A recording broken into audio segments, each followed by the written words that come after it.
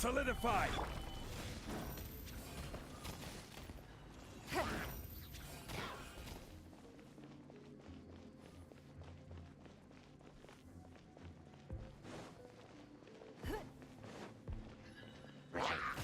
Give up! Your life is mine!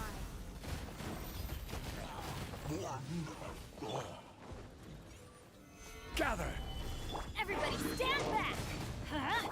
Don't waste my time. Give up!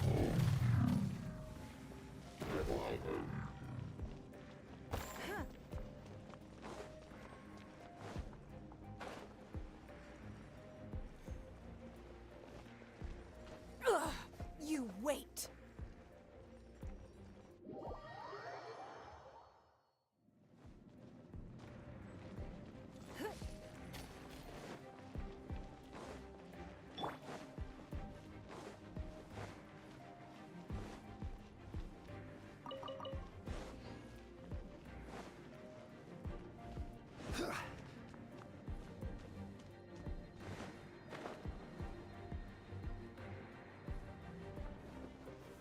Solidified!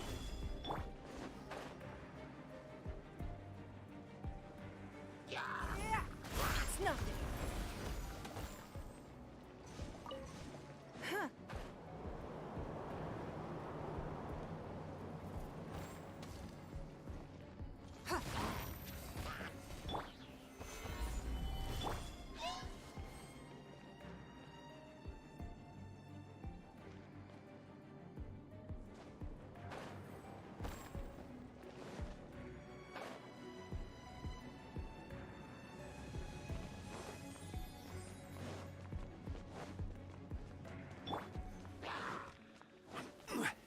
Stabilize! Nice and spicy! Give up!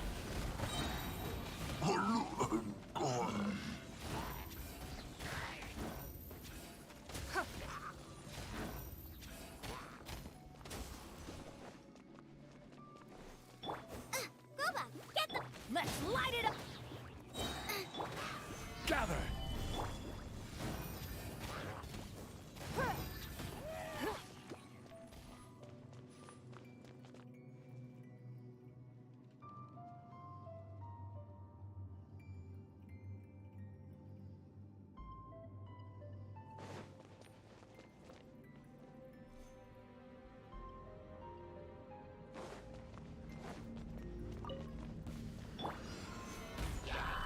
Teamwork is dreamwork! Huh? Don't waste my time. Your life is mine.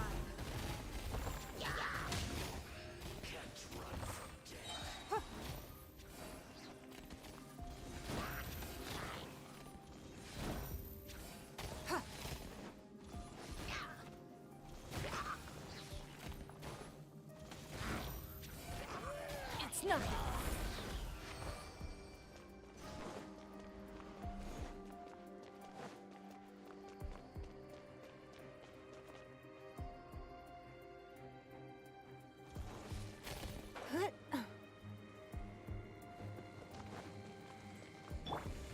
Solidified!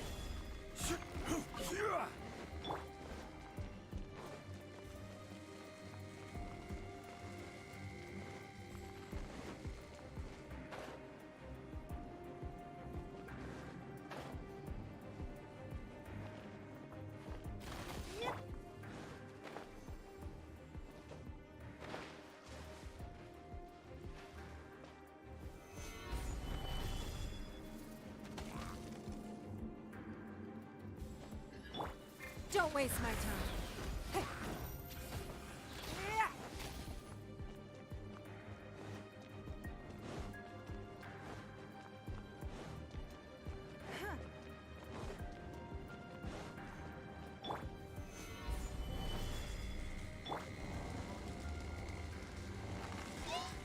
It's nothing.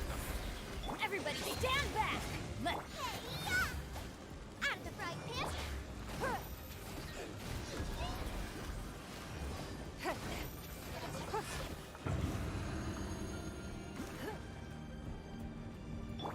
Quake! Gather! Ha! Nice and spicy.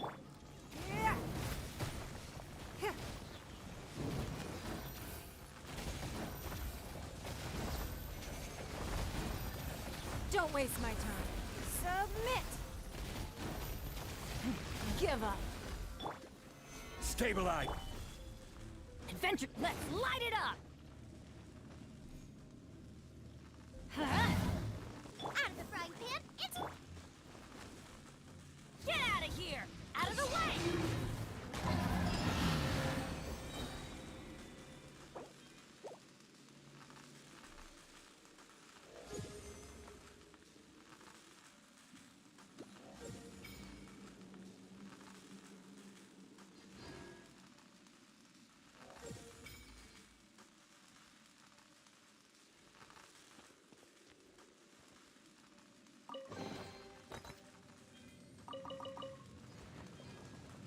Off we go!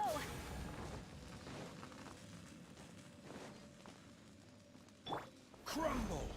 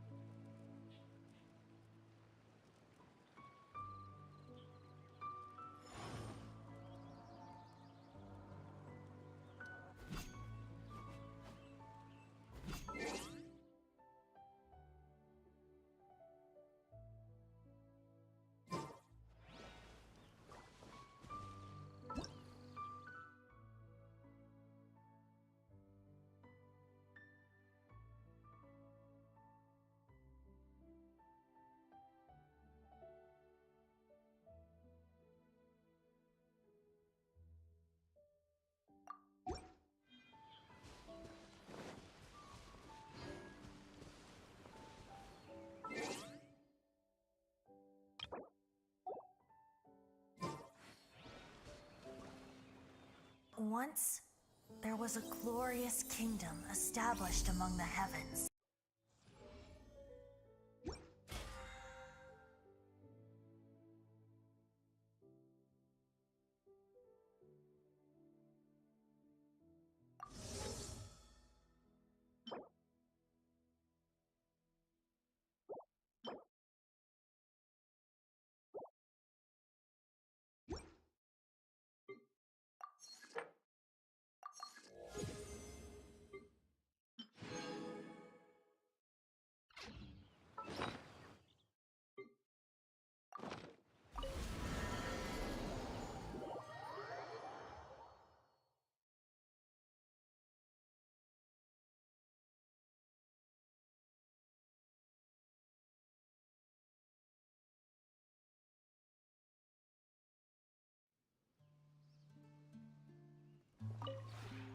This realm...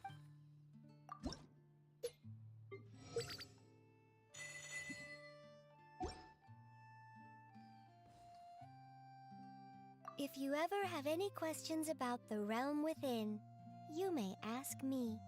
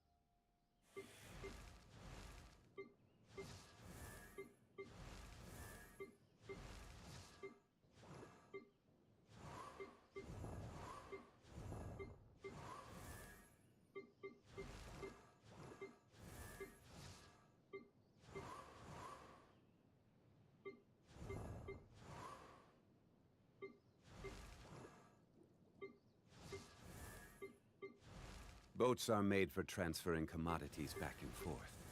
And those that come across Lior tend to stay a while. So it is where many things come to settle. This realm... If you ever...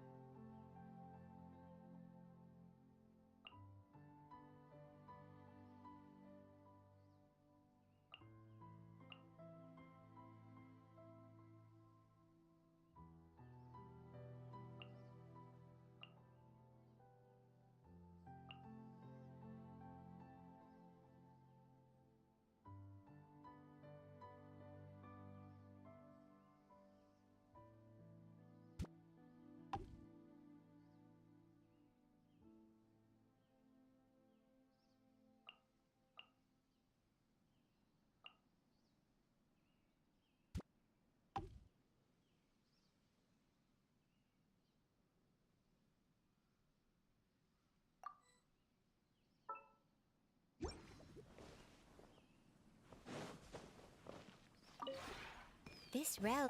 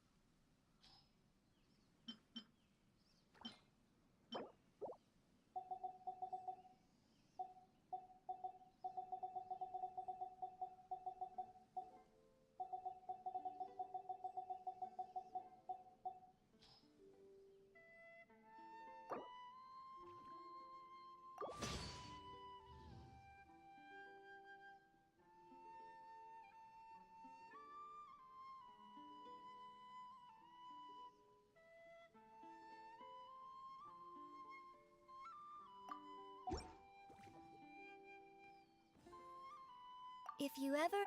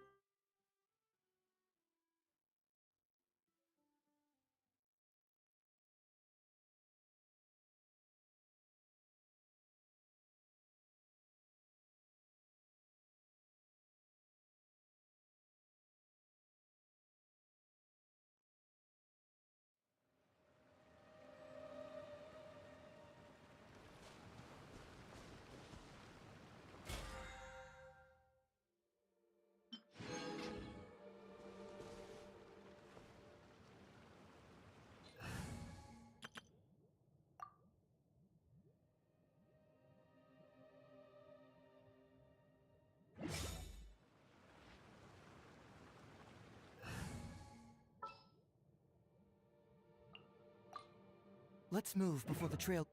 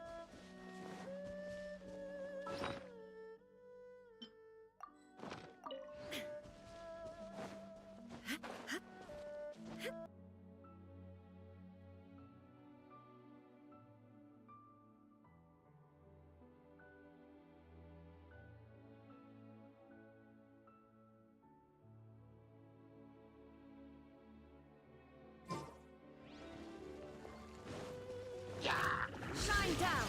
Torn to oblivion!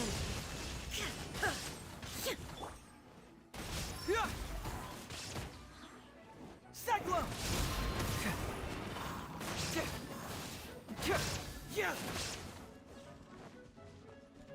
Fracture!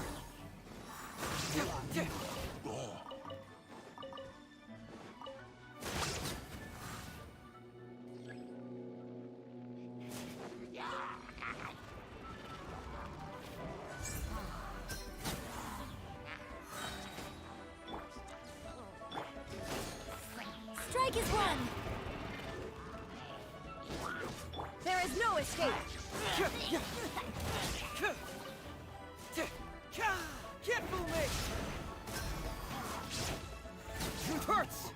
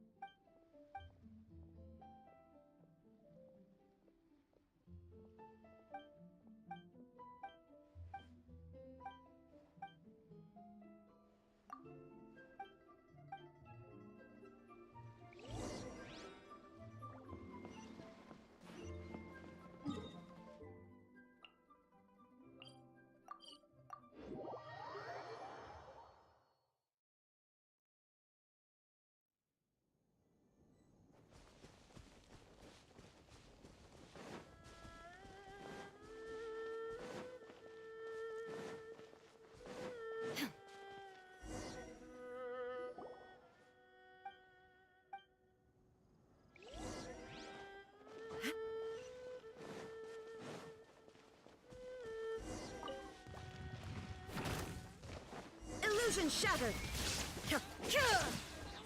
Yeah. Confess! Yeah.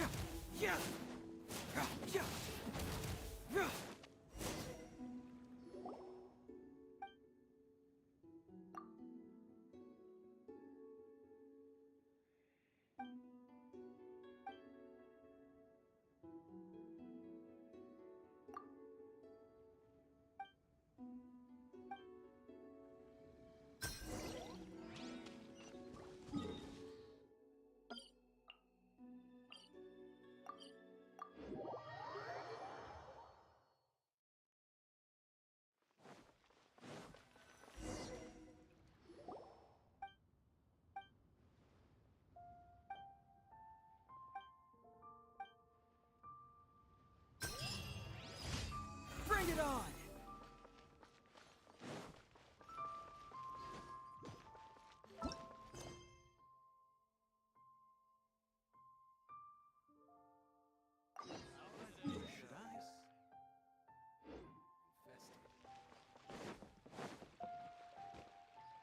Add Ast. Thank you for Add Ast.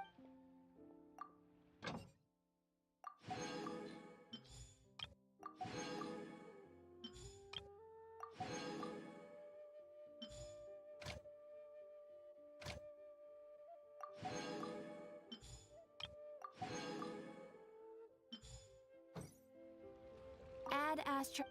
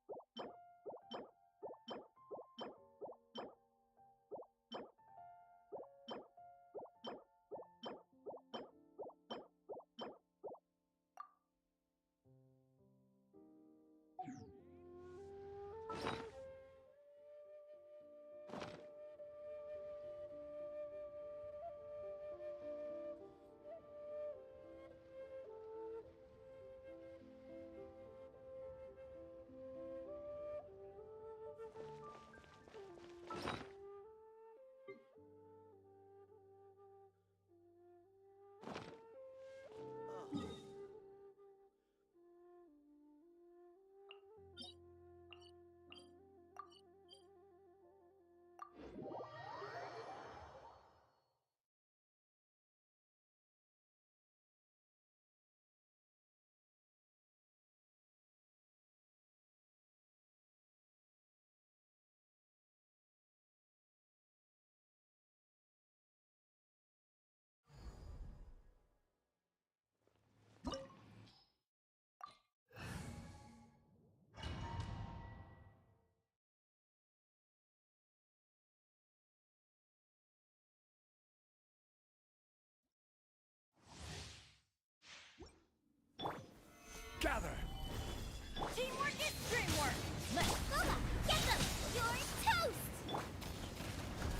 Your verdict is decided. It's not. Your life is mine. Illusions are but distractions. Don't waste my time. Order guide you.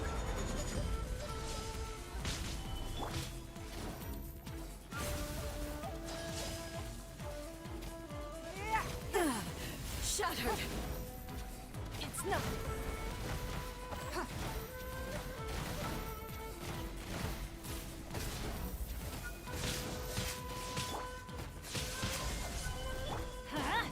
Nice and spicy.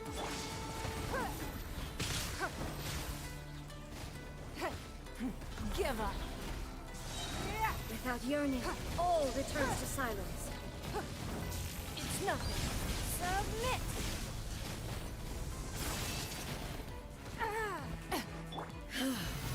This body is eternal.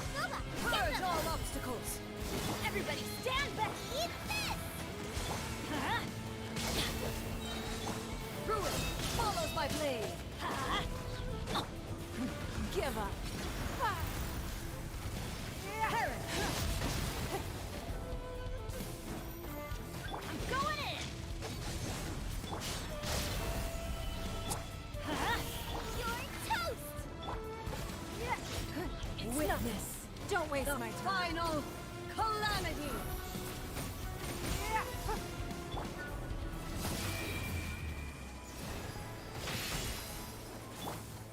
Stabilize.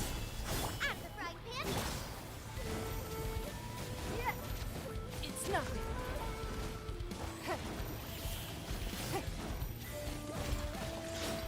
Eternity Don't waste my is time. in my hand. Take cover. Gather. Everybody stand back.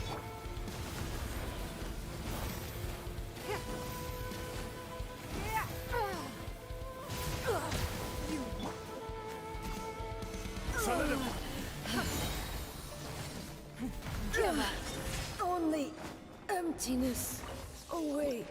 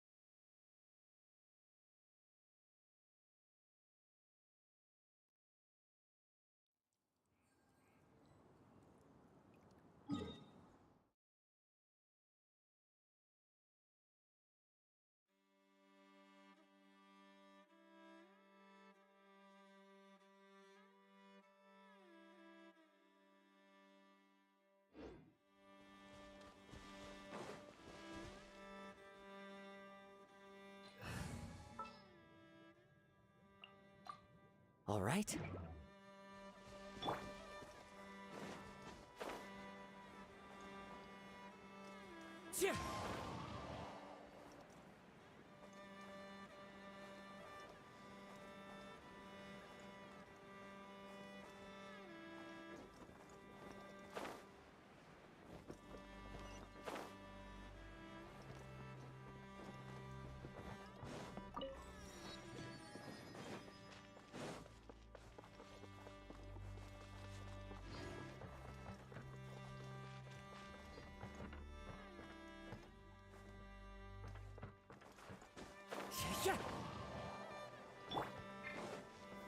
Gather.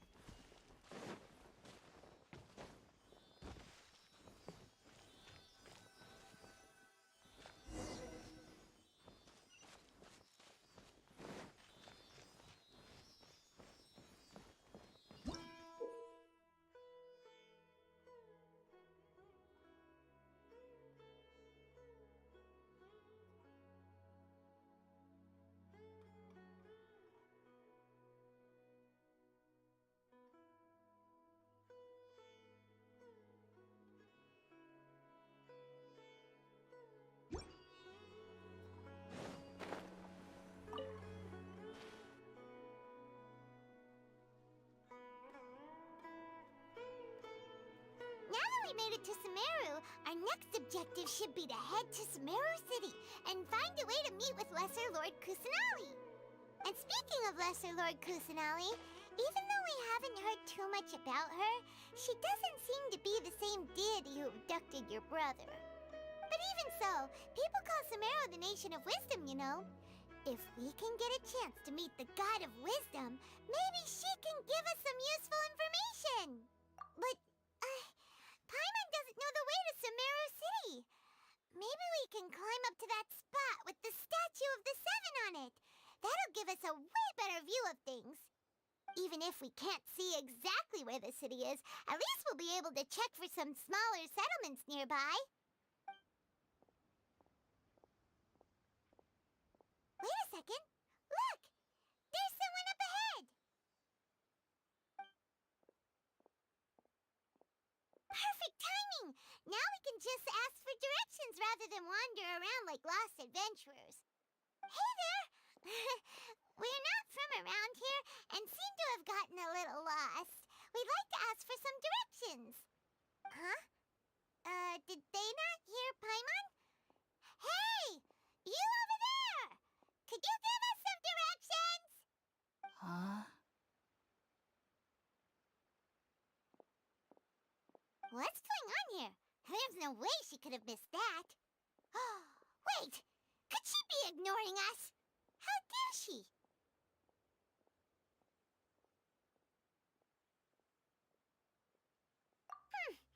Well, even so, she might be heading someplace where we could find other people to ask. Let's keep our distance and follow her. When we get the chance, we'll just ask someone else for directions.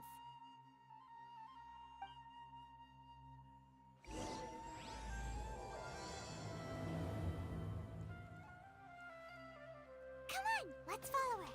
Just keep quiet. Make sure she doesn't notice us.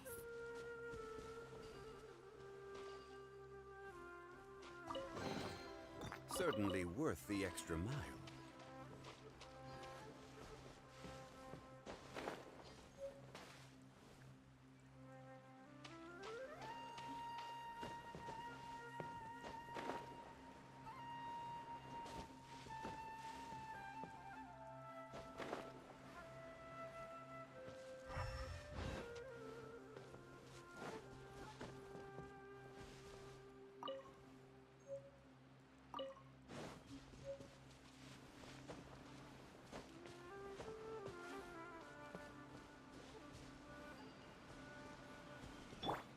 Yeah.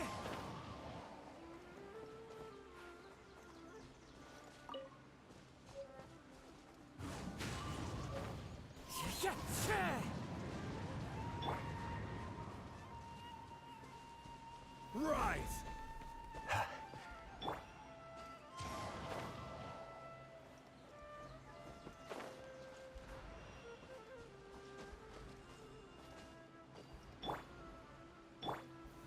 Stabilize! Get out of here! Take cover! I'm going in! Into the wind. Ha!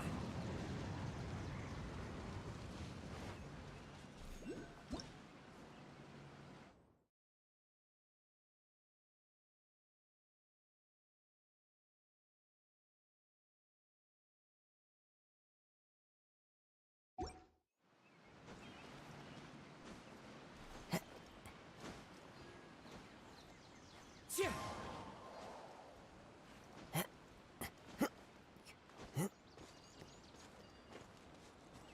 Yeah. Yeah.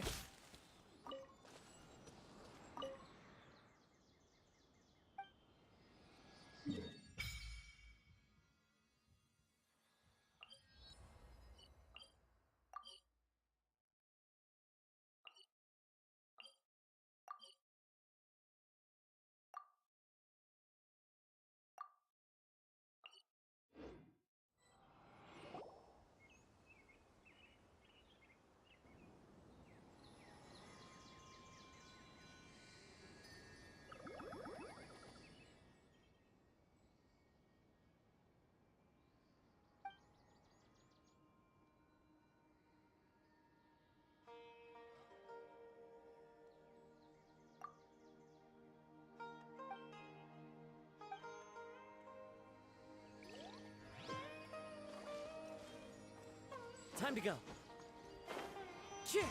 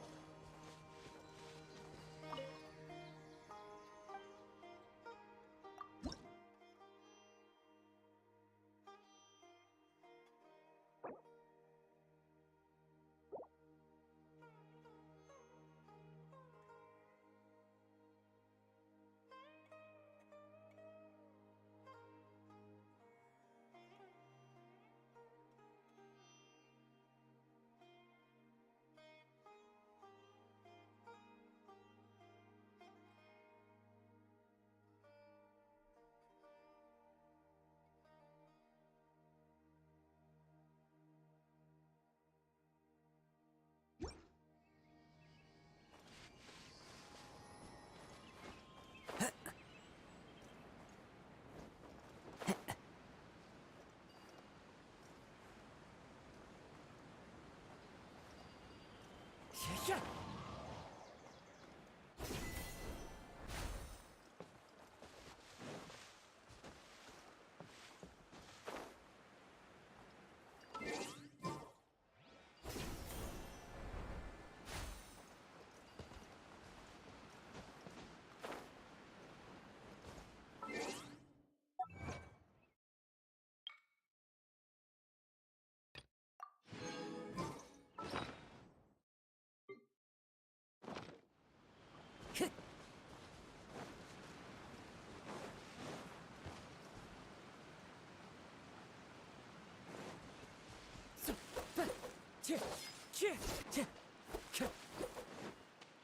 Time to go. Huh? She just walked near that small waterfall and then suddenly vanished. Let's go take a closer look.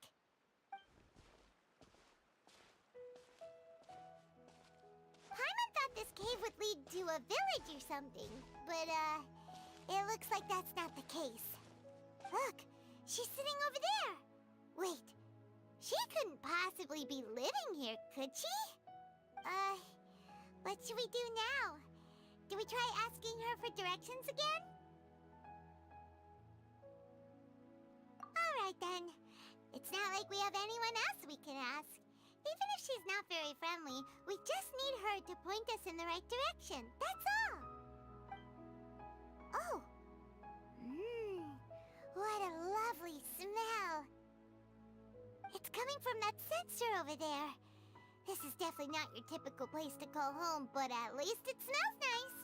Maybe living here wouldn't be too bad after all.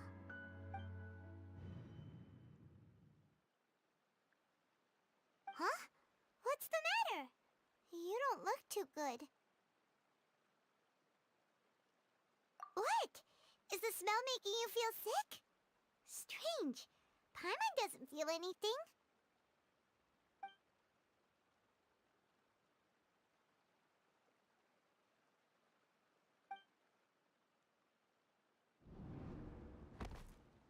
What's happening? Traveler? This is no time for a nap. Oh, come on, wake up.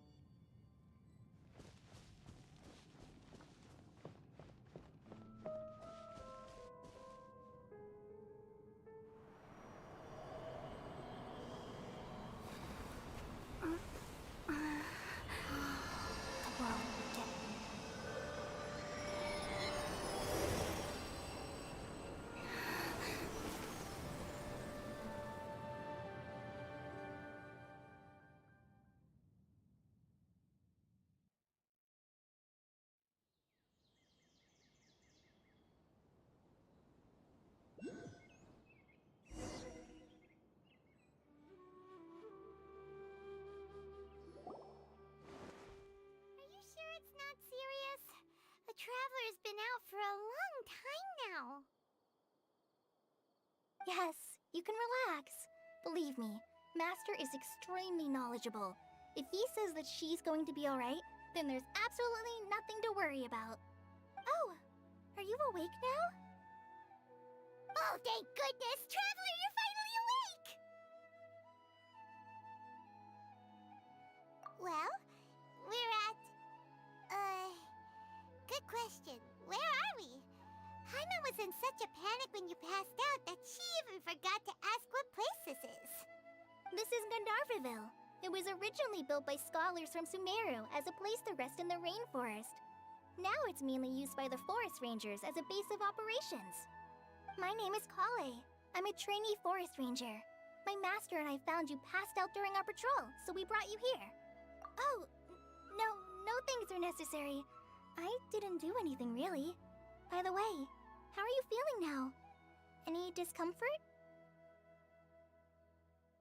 Oh, that's Master's herbal medicine you're tasting. He gave you some while you were unconscious. Before I forget, Master mentioned you should take more medicine once you wake up.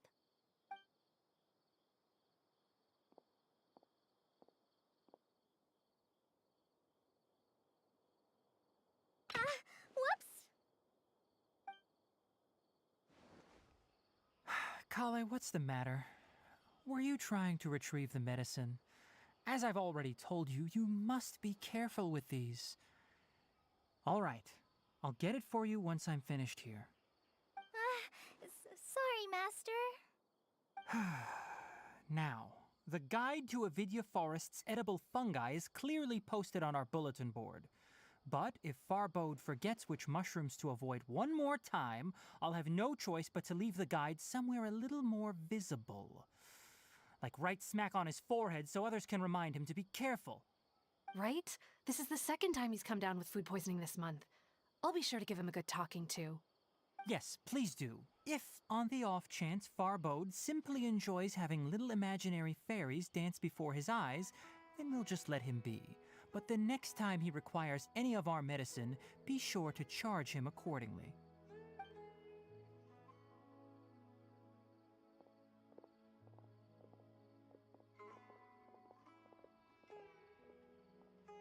So, how are you doing? Feeling better? Oh, this is my master, Forest Watcher Tighnari. He's chief officer over all the rangers here in Gandharvaville. I already informed Paimon about the reason you fell unconscious earlier. But now that you're awake, let me explain it for you as well. It is common practice for Sumeru scholars of certain darshans to dedicate themselves to training and meditation in isolated areas, particularly the nearby forests. While meditating, they use a certain incense known as Spirit Borneol to help calm their minds as they enter a state of deep rumination. In hopes of asking directions, you two followed a scholar named Hypatia into her cave. The incense you smelled inside was the Spirit Borneol I just mentioned. That incense typically has no effect on most people, but for a very select few, it can have profound effects on one's cognition, as you experienced firsthand. Does that make sense? Very good. Now, answer me this. Did you feel anything after passing out? Say, any out-of-body experiences? Or did you see anything while unconscious?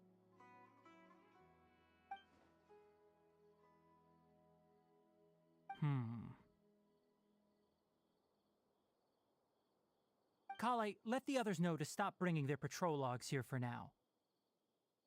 Huh? Why? Because these two will be staying here for the next few days.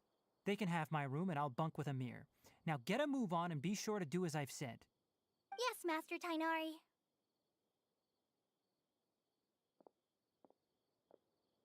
Wait, hold on a second. Can you tell us what's going on? Sure, let me fill you in. I originally planned to send you on your way once you finished your medicine. However, it appears now that you should stay a while longer in Gandharvaville for further observation while you recuperate. Further observation? No need to be hasty. As long as you have the capacity to judge between right and wrong, I promise that you'll understand the gravity of the situation once I explain everything to you. Based on what you saw after smelling the incense and losing consciousness, we can conclude that you experienced a powerful hallucination, which suggests your mental state is not in the best of shape. If you're skeptical, have a whiff of this. Oh, are you okay? You're experiencing a similar sensation as when you passed out, aren't you? So even though your condition is stable as of now, if I were to haphazardly let you leave, it's highly likely that you'd suddenly pass out again somewhere else. The rainforest is home to many fierce animals and hazardous areas. If something were to happen to you again, I'm afraid you might not be so lucky. For now, I suggest you continue taking your medicine each day and avoid wandering off on your own. At least until you stop having adverse reactions to this kind of smell, okay? Good. Now continue resting while I fire up another bowl of medicine for you. Seriously? We just arrived in Sumeru and we're already having problems left and right! Paimon knows we're set on meeting Lesser Lord Kusanali as soon as possible, but you really don't look too good. It'd probably be best to let you recover first. Hey! Are you even listening to Paimon? Paimon's over here worrying about you, you know! What's weird? You mean how you're feeling now?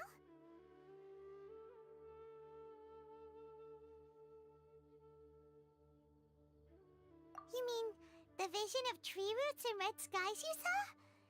But if those weren't hallucinations, what could they be?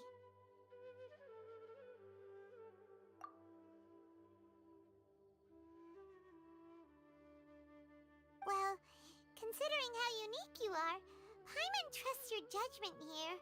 But why didn't you say anything about it to Tighnari? If he misjudged your condition, then there's a chance you could get worse, right?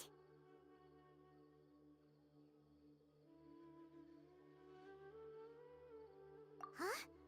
You mean that Tighnari already knows that what you saw weren't hallucinations? But if that's the case, why would he try to hide that from us? Oh, Paimon gets it now. That explains why you were so quiet earlier. Well, that settles it then. We'll stay here to rest up and figure out what's going on with your hallucinations. But it seems like asking Tighnari might not be an option anymore.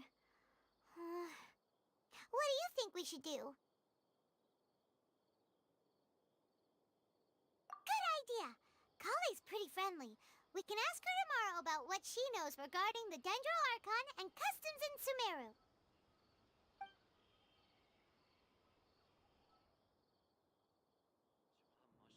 Rise and shine! Come on, it's time to go find Kale!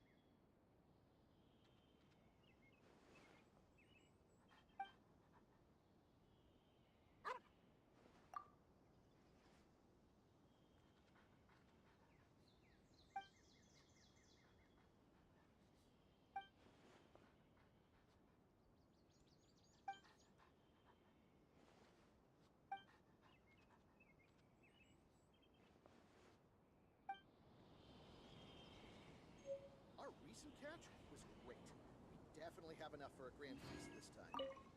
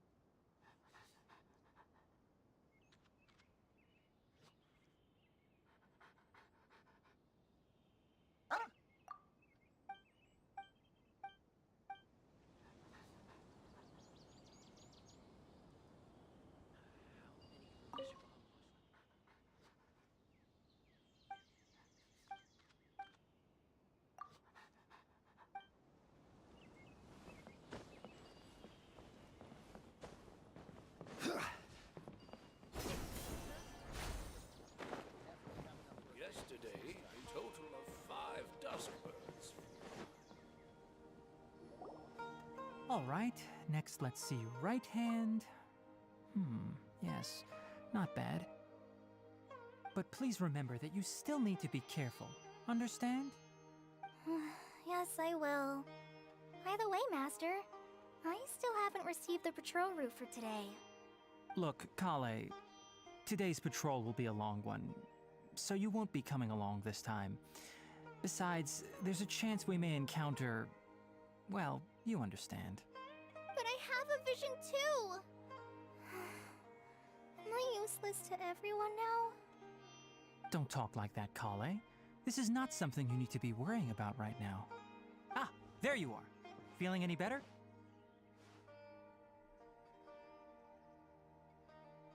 Yeah, since we'll be staying here for now, we thought we might as well try lending a hand around here.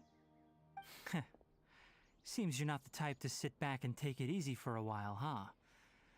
In that case, perhaps Kale could take you two for a patrol south of Gandharvaville for the day. And if you're feeling up to it, you can be responsible for cleaning the Statue of the Seven. Tighnari, we're ready to head out. Roger, I'll be right there. All right, we'll be heading into the forest now. I'll leave any further details to Kale. Yes, you can count on me. So, Kale, what exactly are we going to be doing today? Tighnari mentioned cleaning the statue just now, but, that doesn't really sound like the job for a ranger. Well, a forest ranger's responsibilities can be pretty diverse. They handle a variety of tasks, like checking the condition of outlying roads, maintaining forest facilities, ensuring fire prevention standards are met, and providing assistance to travelers and locals. As for Master, well, he has to handle more dangerous areas of the rainforest. Today we can perform routine checks on the pathway lamps as we make our way to the Statue of the Seven. Paimon, Traveler, this way! You can leave the task of checking the lamps to me. In the meantime, you two can keep an eye out for anything unusual.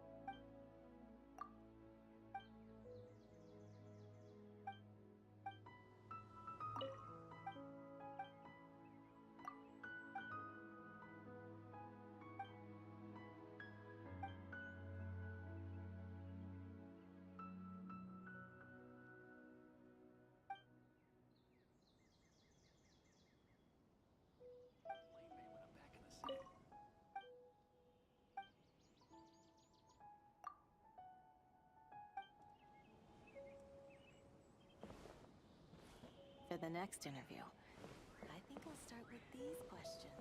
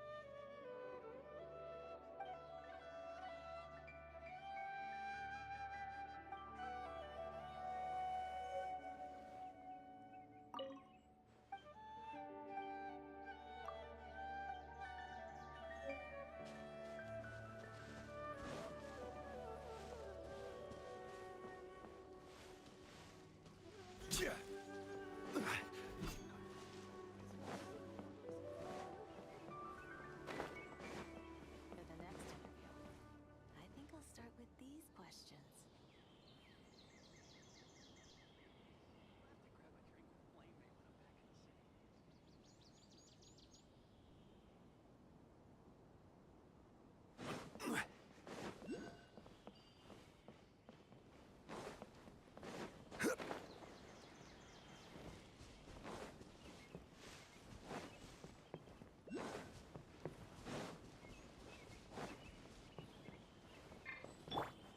One with nature. A fateful offering.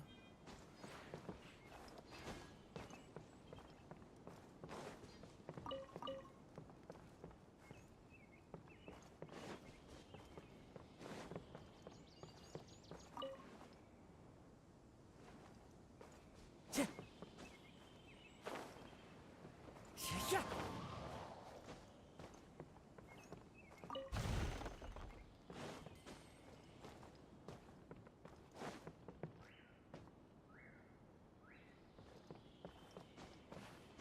Yeah.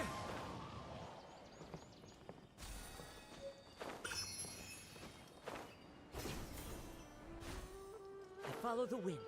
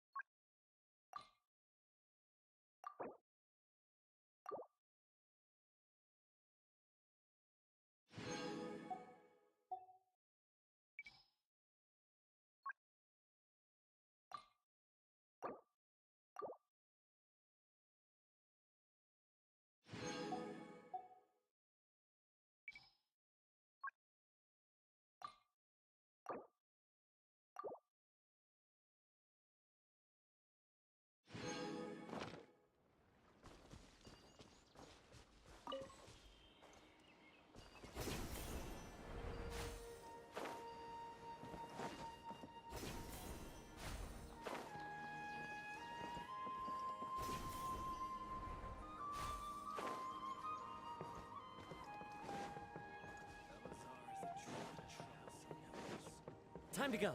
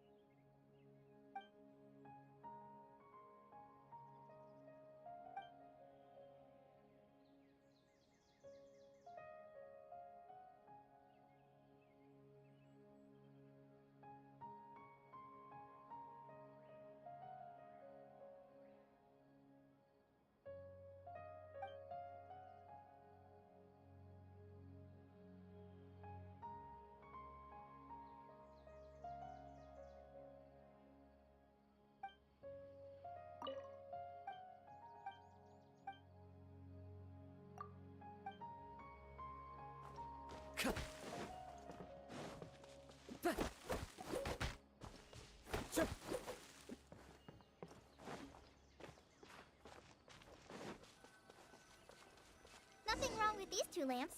Let's move to the next ones.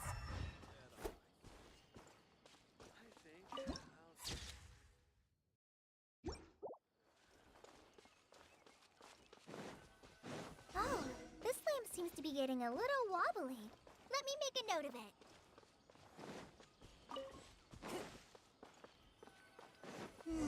No problems with this lamp. Good.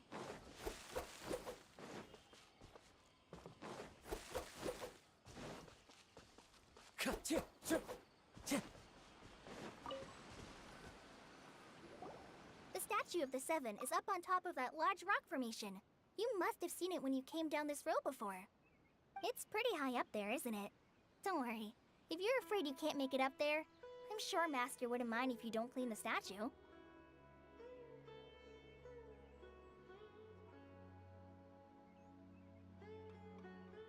Oh? I guess I'll leave it up to you then. There's not much footing once you reach the statue, so be careful up there. Paimon will fly up with you and help you with those hard-to-reach areas.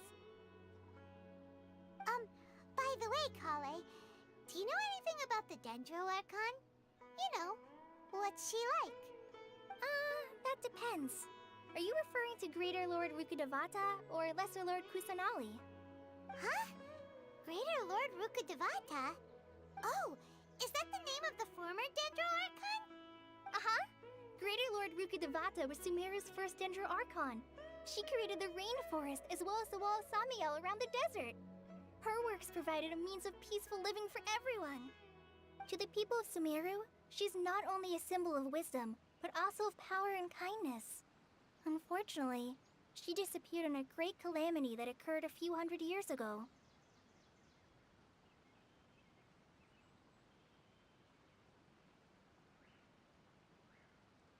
According to what Master has told me, the sages later found the newly born Dendro Archon and whisked her back to Sumeru. To celebrate the reinstatement of their lost deity, the sages dubbed her Lesser Lord Kusanali and let her reside in the sanctuary of Sarastana. Uh-huh. Then what happened? Well, and then... I'm not too sure what happened, to be honest. Huh? You're not too sure? But aren't you from Sumeru? Yeah, I'm from Sumeru. But... Maybe it's difficult to discuss this topic with strangers. If that's the case, then don't worry, we understand. No, it's not that. I'm not trying to hide something from you. Besides, I don't consider you two strangers. Anyway, you two know Amber, right? Wait, Amber? You mean...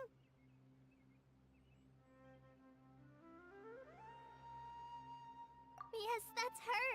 I once lived in Mondstadt for a while, and she helped me a lot during that time. You could even say that she helped me become a new person. There's no one like Amber. She lives life to the fullest while always adhering to her strong sense of justice. She's ready to answer the call for action at any moment, but is also very understanding of others. She's like the spark that lights the fire in everyone's heart around her. If you ask me, she's a prime example of a true outrider. She's the first person anyone coming to Mondstadt will meet. You can't help but be enthralled by her charm and enthusiasm, causing you to fall in love with the lands of Mondstadt and...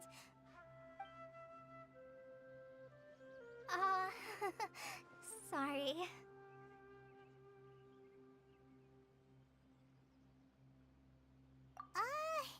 Paimon thought the work of Outriders was a little different from what you just described, but one thing's for sure, you really like Amber. Sorry. I was rambling on just now. It must have sounded kinda weird. It's alright, Kale. Knowing that you're a friend of Amber somehow makes Paimon suddenly feel a lot closer to you. So, how do you know that we've met Amber? Well, after I returned to Sumeru, Amber and I have stayed in touch by writing each other letters. In one letter, she mentioned that Mondstadt was attacked by a fearsome dragon, but the city was saved by a mysterious blonde traveler and their floating companion. I knew you two were the ones she mentioned in the letter the moment I saw you. But, considering everything you've been through that day, I thought it'd be inappropriate to bring it up. Ah, so that's how you knew. Yep, so please know that you two have my complete trust. Really. I wish I could tell you more about the Dendroarchon, but I have been away from Sumeru for some time, and I haven't read any books. Sorry. That's alright. You've already helped us a lot. We had never even heard of Greater Lord Ruka Devata or the Sanctuary of Surasthana until you mentioned them. Oh, I'm happy that was helpful. There is one thing I want to ask, though. Why do you two want to know about the Dendroarchon?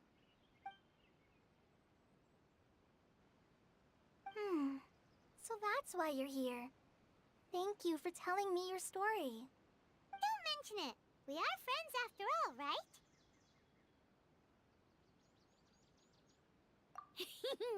Alright, we have a statue to clean. You both have my thanks. While you two are up there cleaning, I'll go ahead and inspect the forest canopy.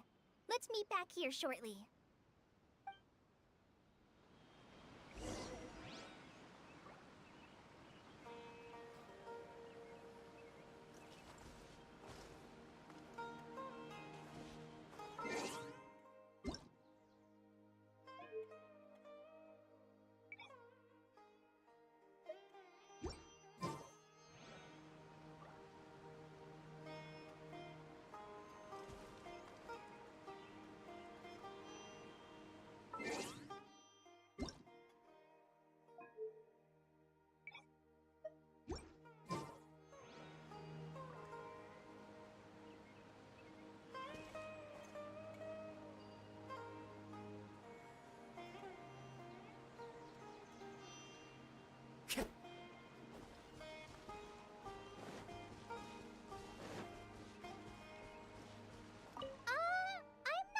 Good climber, so I'll just let you handle the statue. I'll go check the facilities up ahead. By the way, once we're done with our work here, would you like to chat some more?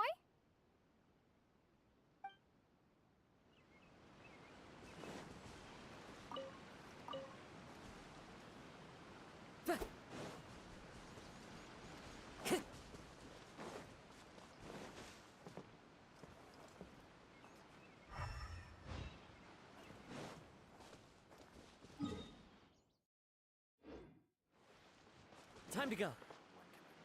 Soggy place.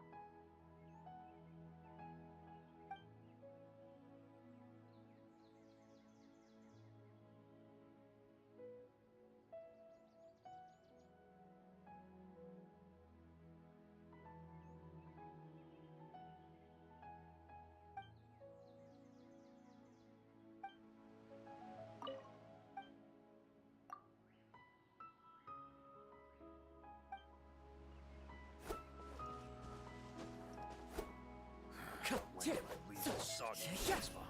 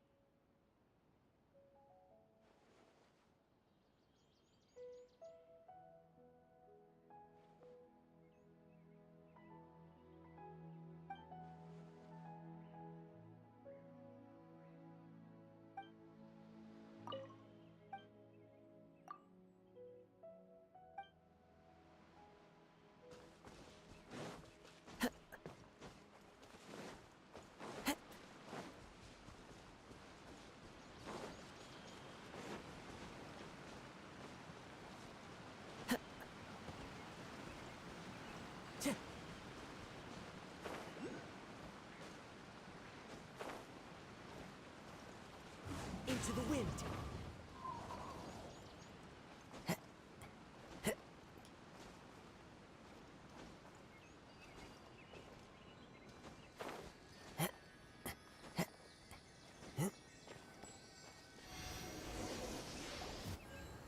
Huh.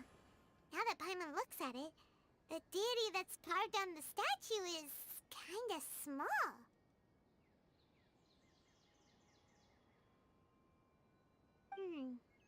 Do you think she's supposed to be Greater Lord Rukkhadevata or Lesser Lord Kusanali?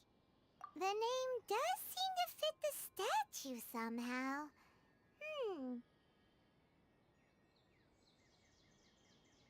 Well, anyway, we'll have to figure that out later. Let's get started on cleaning the statue. Paimon will fly up and take care of the top, and you clean everything below.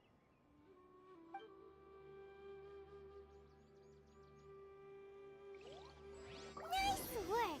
That's one clean statue. Let's head down and meet up with Kale.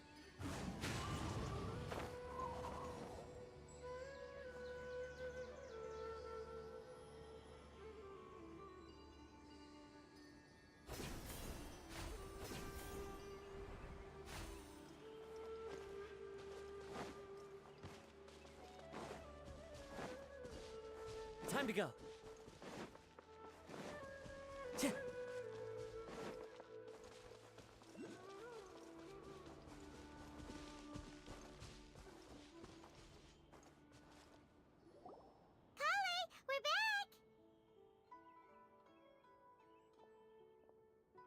Welcome back!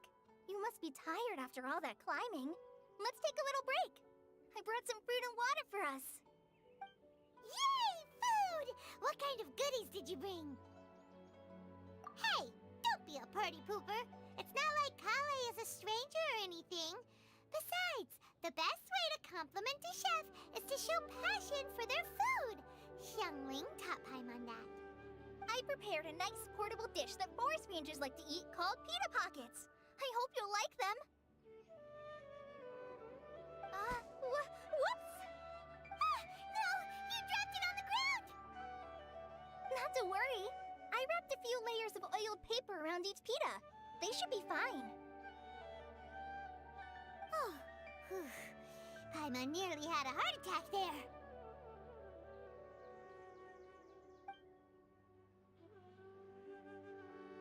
Those pitas are amazing! You're quite the cook, Kale. Thank goodness you wrapped them in paper. Paimon wouldn't have been able to sleep at night knowing something so tasty had been wasted. You really know how to compliment the chef, Paimon. Since you liked it so much, I'll be sure to give you a copy of the recipe sometime. I'll even include all my personal cooking pointers, so you'll be making your own pita pockets in no time. Yay! Thanks, Kale! It's hard to believe someone as diligent as you could have clumsy moments, too. Oh, I guess it happens from time to time. So, Kale, don't you think that Tainari's a little too strict with you? He won't let you touch anything without his permission. Paimon knocks stuff over all the time flying around the Traveler, but she's never said anything. Everyone has their clumsy moments. No, you've got the wrong idea about Master. Sure, he may seem a bit harsh at first, but with some time, you'll see that he's actually very kind-hearted. I've heard the veteran rangers say that Master is from some ancient and mysterious race that is known for their cunning wit and reclusive nature. Oh, by the way, you've heard of the Academia, right? Well, there's a group called,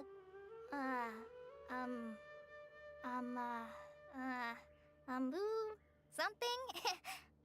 Well, anyway, because Master does a lot of research on plants, sages from the Academia have written him many times, inviting him to take up an official position there. But Master declines their offers every time, saying, Sumeru City is too noisy. It'd be bad for my ears.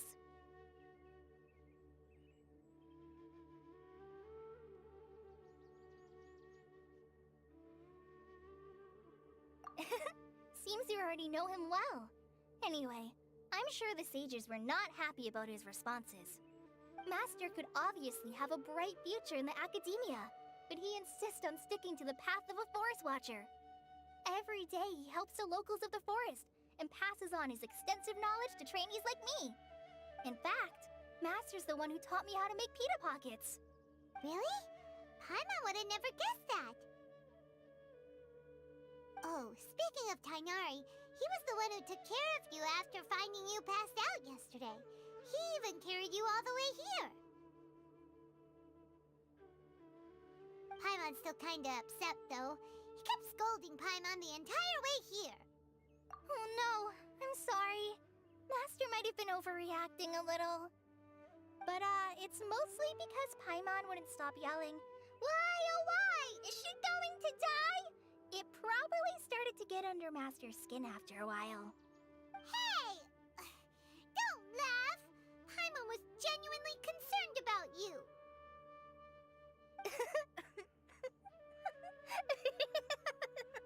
Hey! Now even Collie's starting to laugh.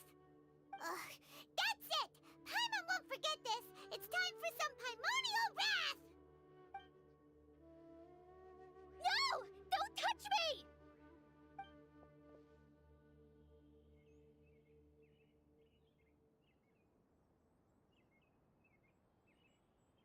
Oh, sorry, Kale. Paimon didn't mean to scare you. No, I just... I didn't mean that. Kale, are you okay? What's the matter? No, I'm fine. I'm sorry. I must have startled you both reacting like that. Oh, well, it's getting late now. Let's hurry back to Gandharville. I think Master and the others should be back by now, too.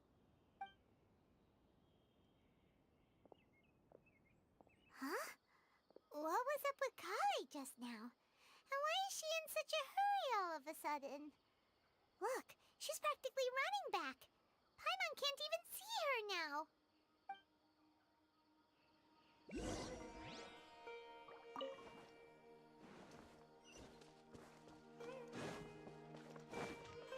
Time to go.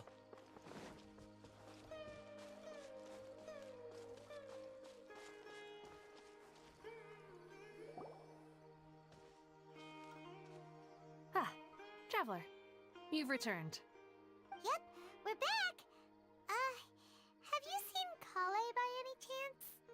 Oh, Kale? Yes, I saw her go into her room just a moment ago. Oh, okay. Guess we'll just have to wait and talk to her tomorrow then.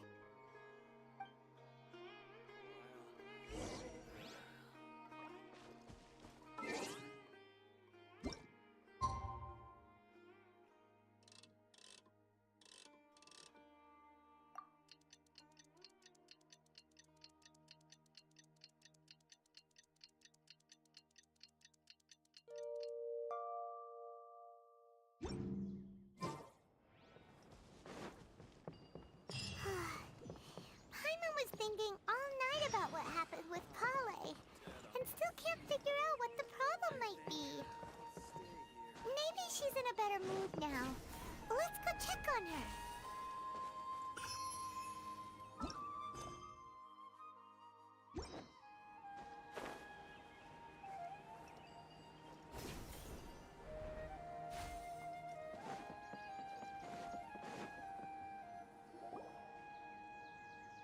Ah, it's you two. I was just about to go look for you. Huh? Tighnari? What are you doing here? Where's Kale? I came to check on Kale's condition. To put it simply, she's not well. You mean she's sick? How could she be... Oh, wait a minute. Could it be because of what Paimon did yesterday? No need to worry. Something as small as you could never harm her. This sickness is something that Kale has been dealing with for some time. Kale has been more excited than usual since you two arrived. A little too much so, to be honest. She hasn't remembered to take care of herself. I suppose it's understandable, though. She hasn't been around anyone she considered a friend for some time now. It must have been refreshing for her to have you two here.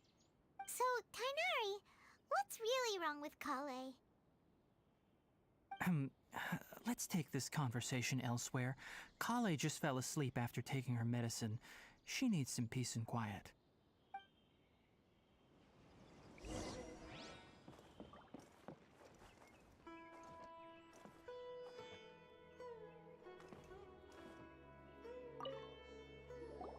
Shh! Kale's asleep. Let's come back once she's feeling better.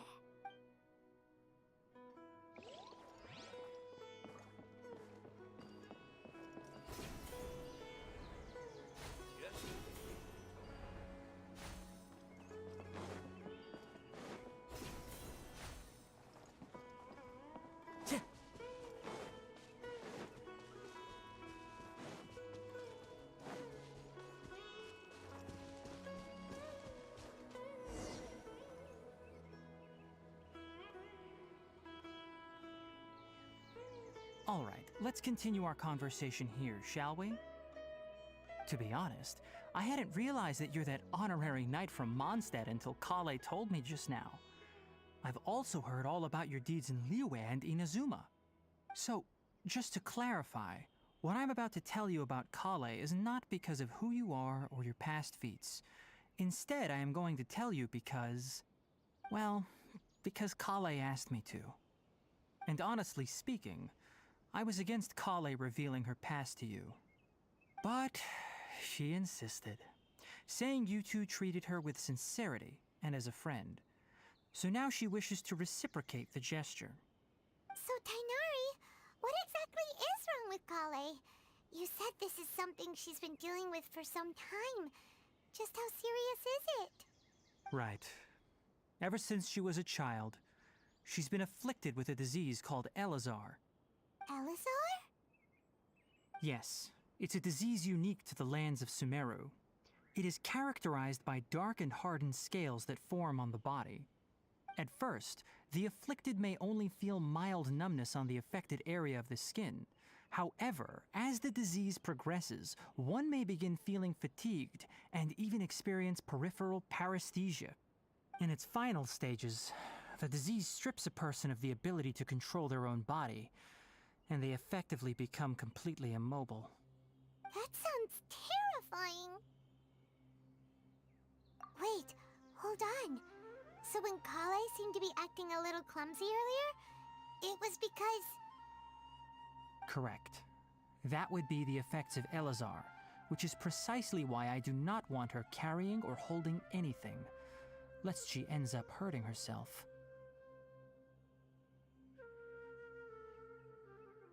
With appropriate treatment, the disease can be effectively controlled before it progresses to a more serious stage.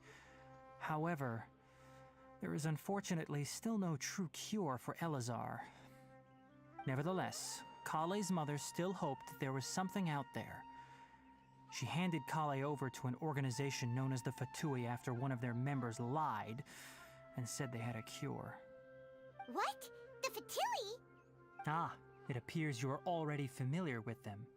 That'll save me some explanation.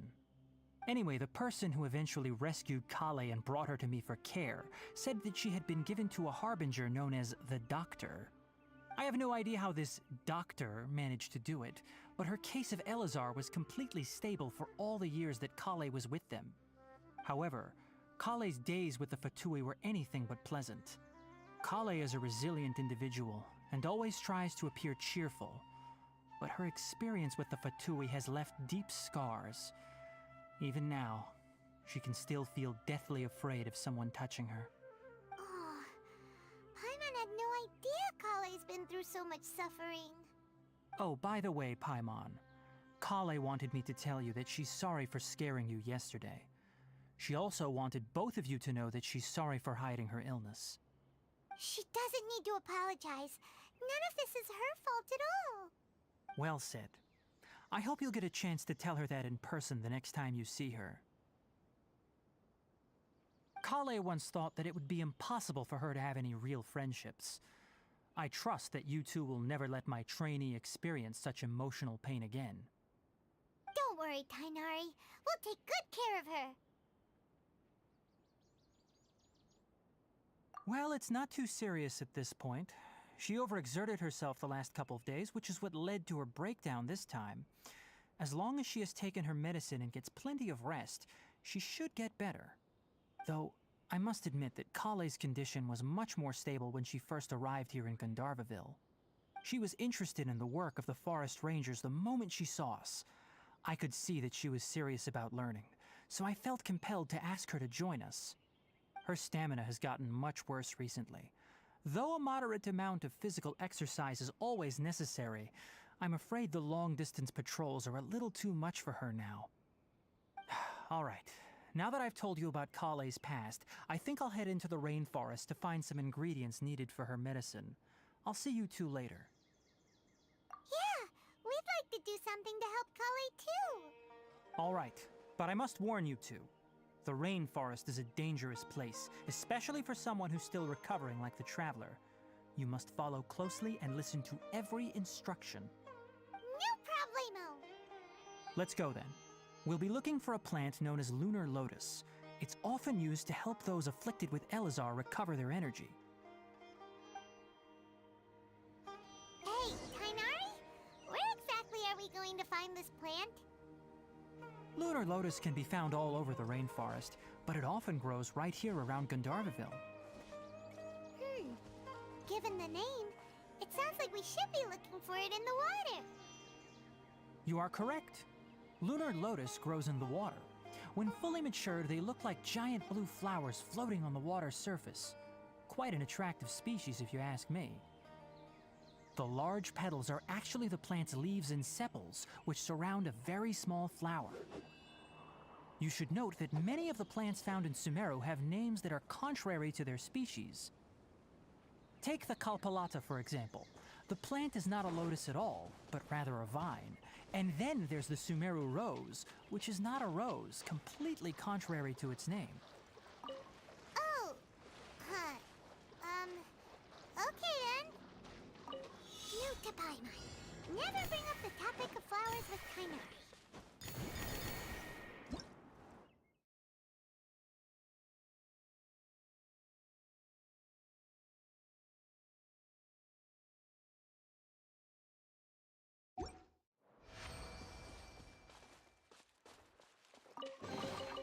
A fateful offering.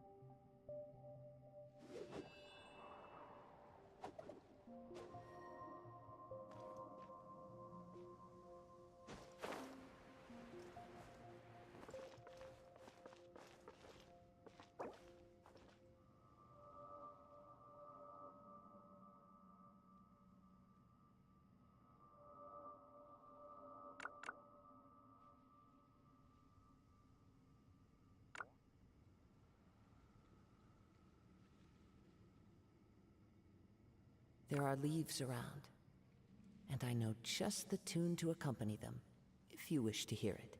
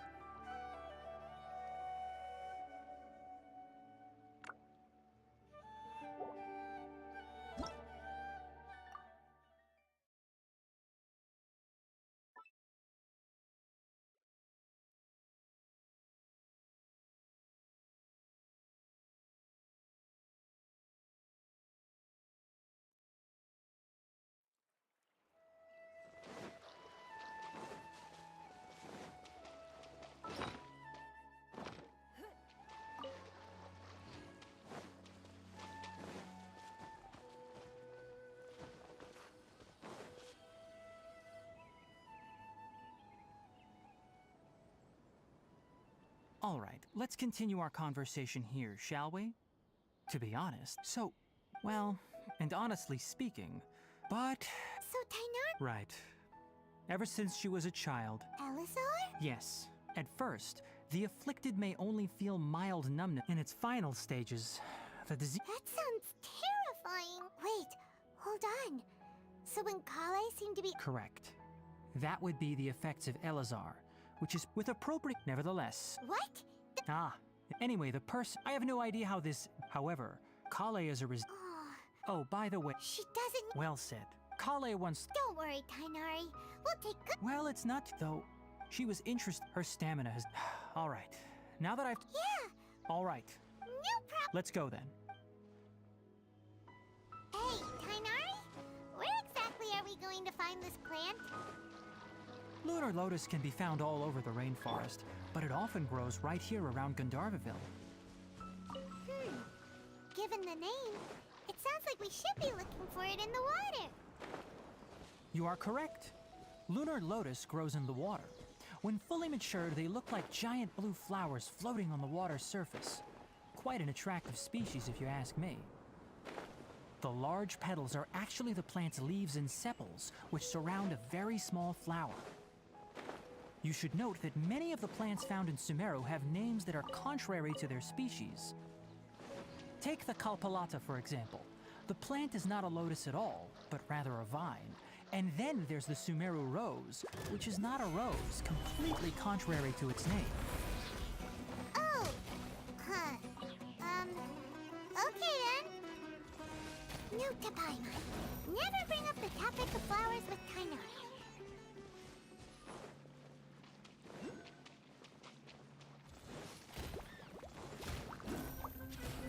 It's nothing.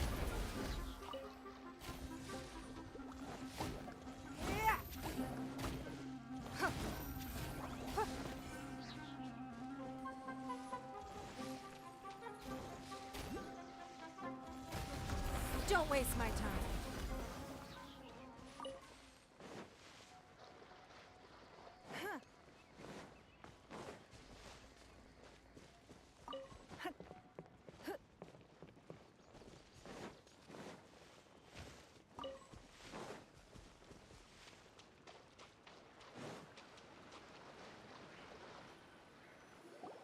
There should be lunar lotuses growing somewhere in this area. Let's split up and begin searching. If you could manage to gather 4 of them, that would be sufficient. We'll rendezvous here once you've gathered the needed amount.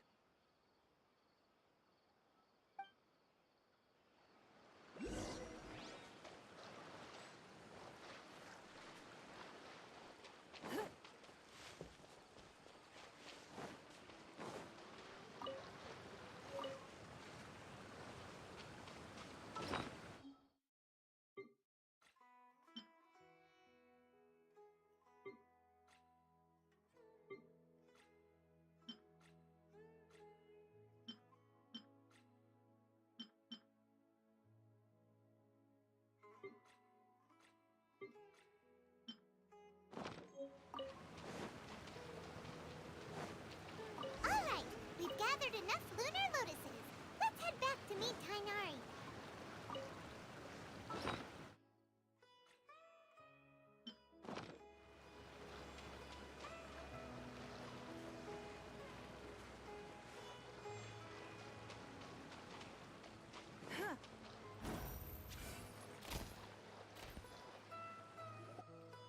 Hey, Tainari!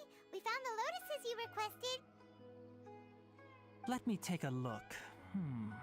Good, very good. These are all excellent quality. I'm quite glad you two came along. Your exploration experience helped save me a lot of time here. It seems we even have enough time to stock up on some other things I need. Hey, Tainari!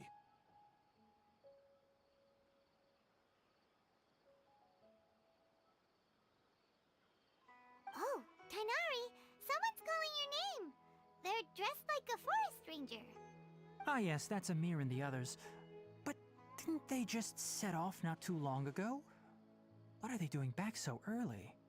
Let's go find out what's going on.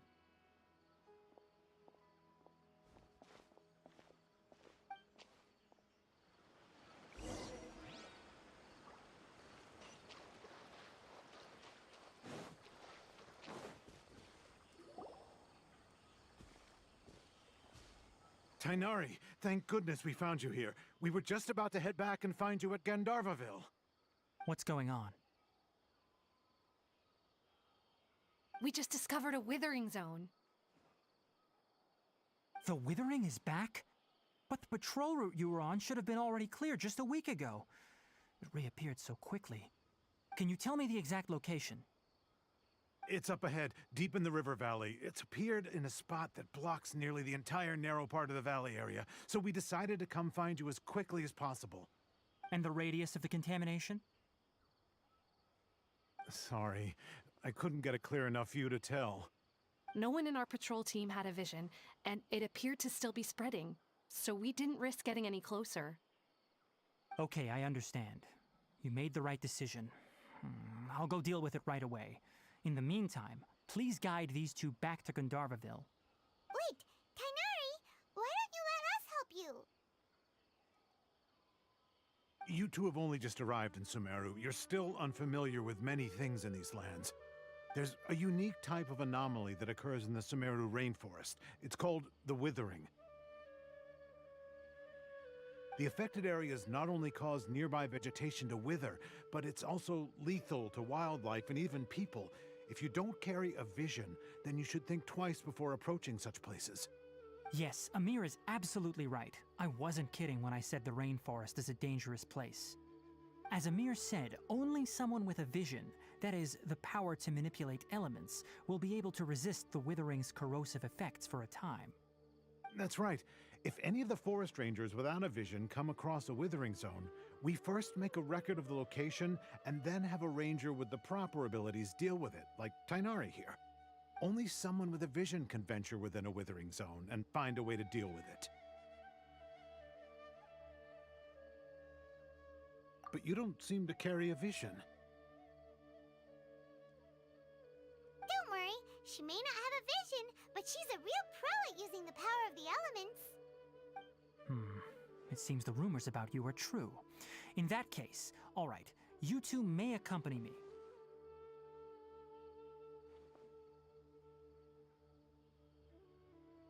We typically only teach visitors how to identify the Withering as they're about to leave Gandharvaville. We'll make an exception today, and show you what it looks like up close.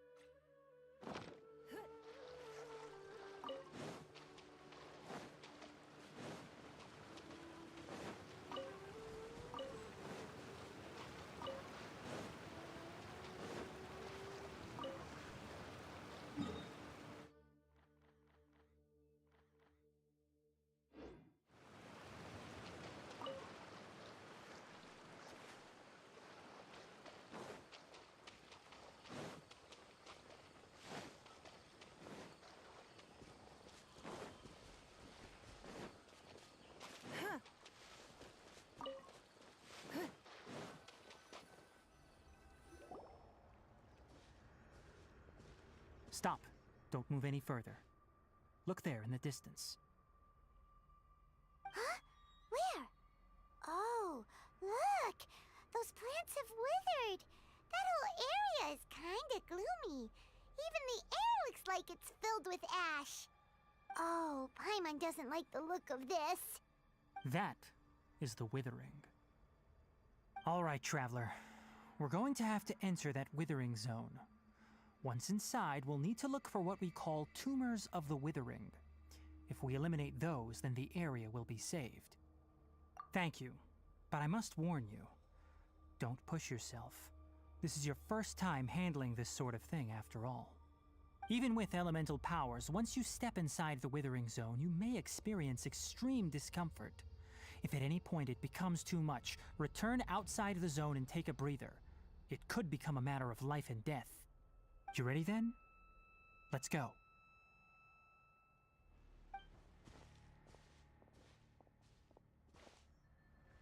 First, we must locate any branches sustaining the Withering zone.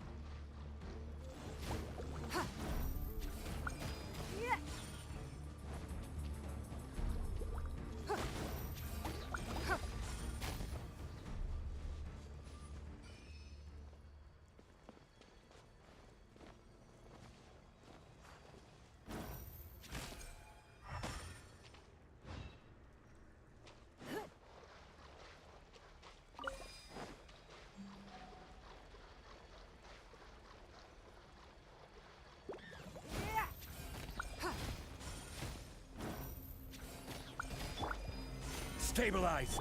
It's nothing. Here.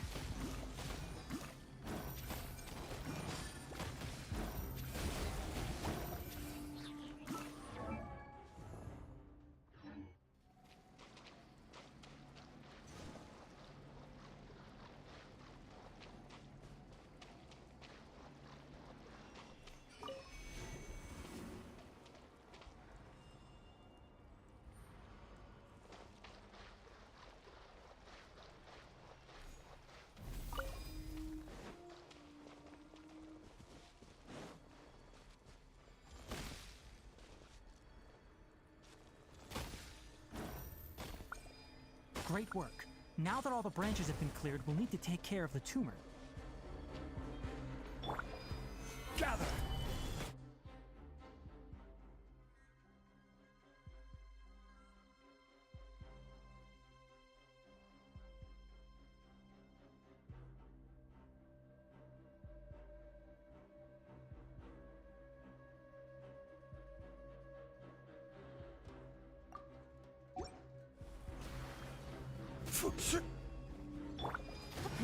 Give up. Your life is mine. Now, destroy the tumors of the withering.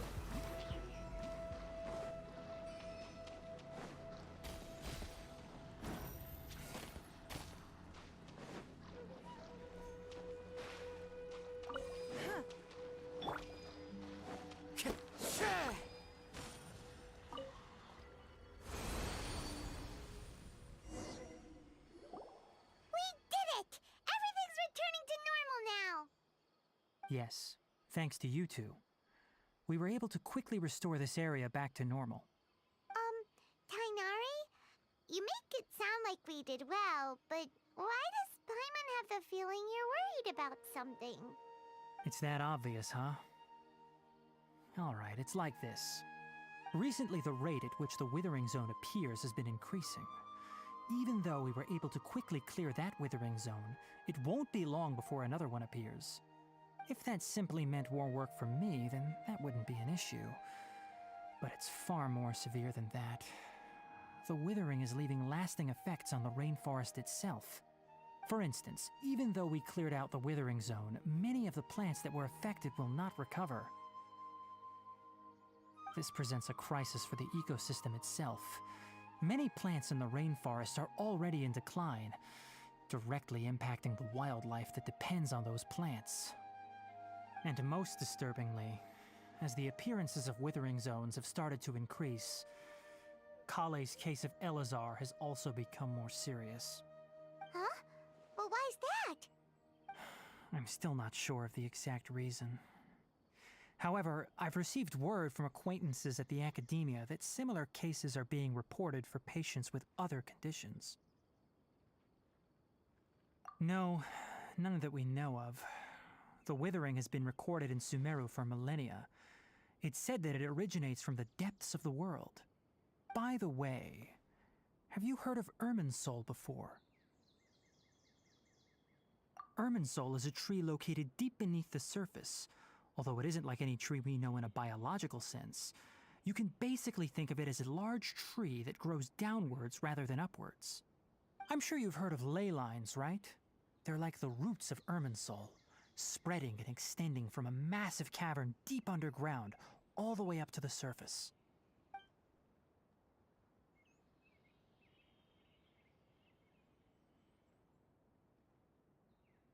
Ley lines continually absorb the memories of this world, which are then funneled into Irminsul, allowing it to collect knowledge and wisdom from ancient times to present day. The Dendro Archon is known as the God of Wisdom because her consciousness is directly connected to it. It is also said that the Dendro Archon's power is a manifestation of Irminsul. And as for the Withering, its emergence is related to a disease that's affecting it. That's right. My ancestors learned of this from Greater Lord Rukkhadevata's familiars a long time ago. But even those mysterious creatures did not know of a cure for Irminsul. I'm afraid we Rangers will be battling the Withering Zones here for a long time until a cure is found. Alright, that's enough on this topic for the time being. Now that we've taken care of things here, it's time for us to head back to Gandharvaville.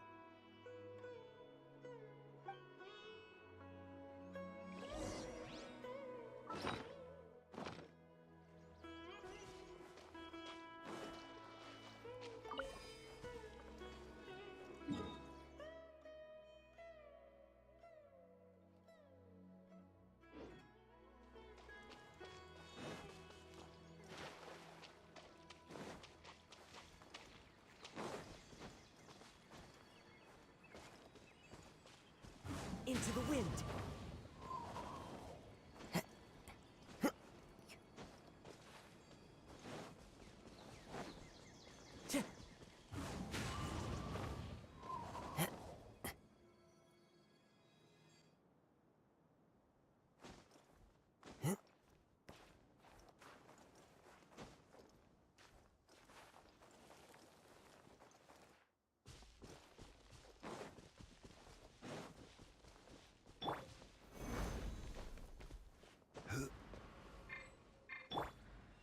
One with nature.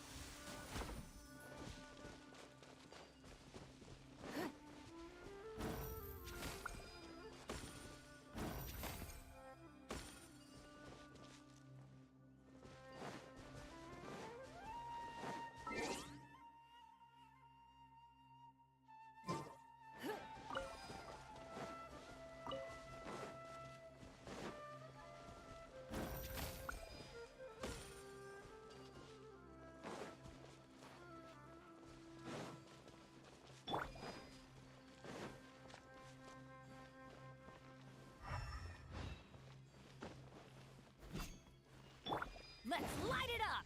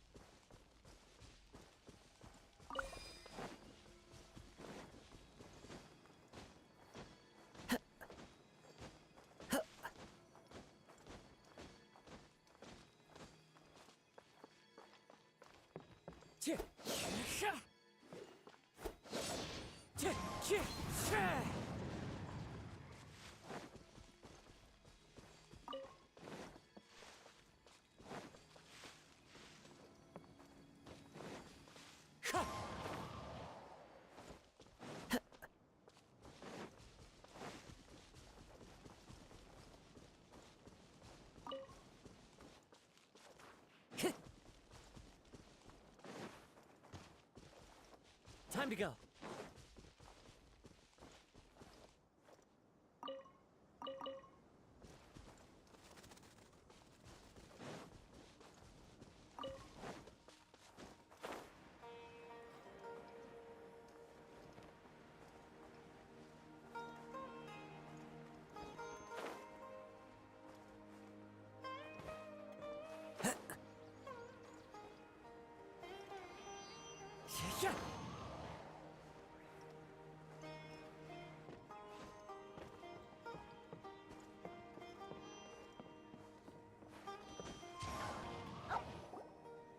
Oh, Tainari, you all made it back.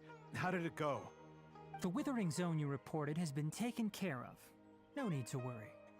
Huh. Wait, is that? Oh no, Hypatia!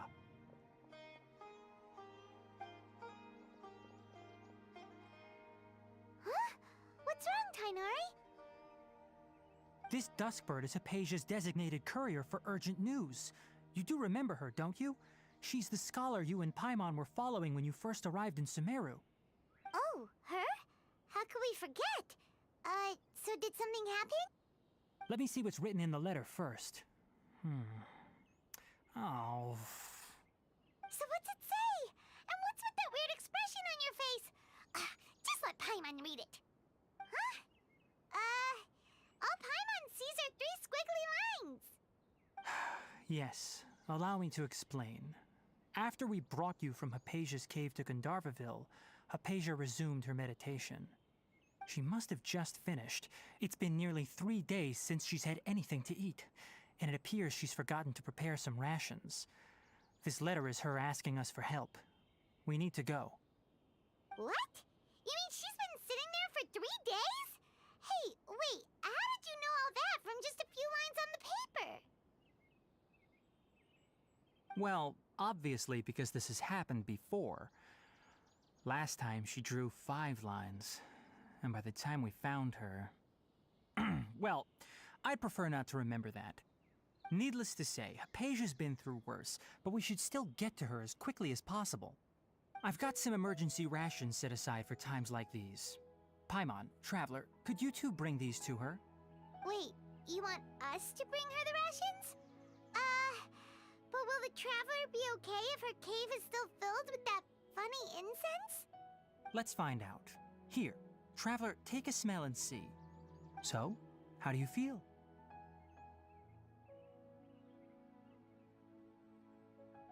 Huh? Really? You're not feeling even a little drowsy? But wait, how'd you know that she'd be okay this time, Tighnari? Back when we were clearing the Withering Zone, I observed that she could adeptly manipulate the Dendro element.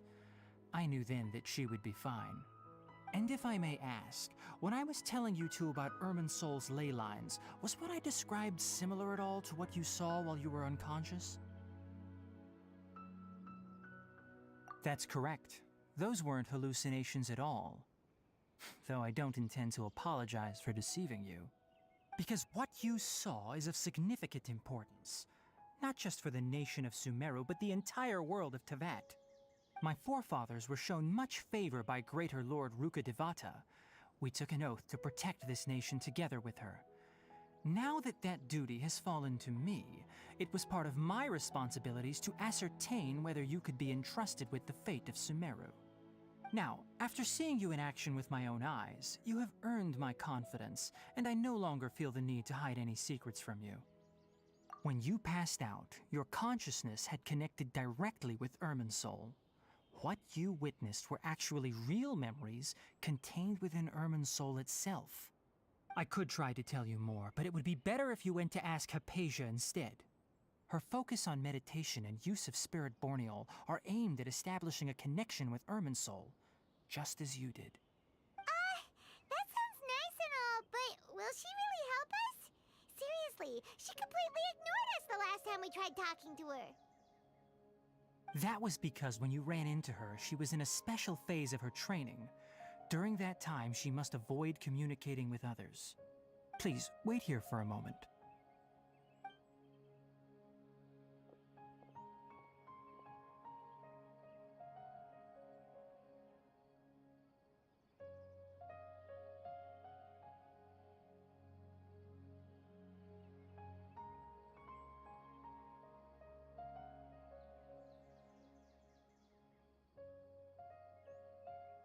Here, take these. It's a meal I packed for Hypatia, as well as some other ingredients.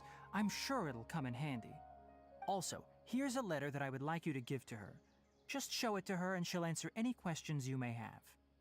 No, I should be the one thanking you. You've both been a great help these last few days. Hypatia should still be in the cave. Let's go inside and see how she's doing.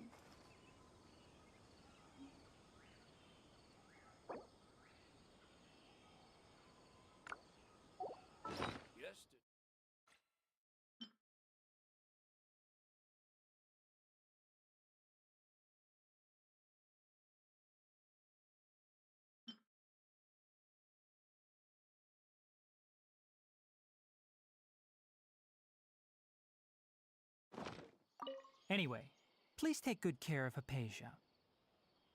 I'll go prepare Kale's medicine now. Using the lunar lotuses while they're still fresh will significantly boost their effectiveness.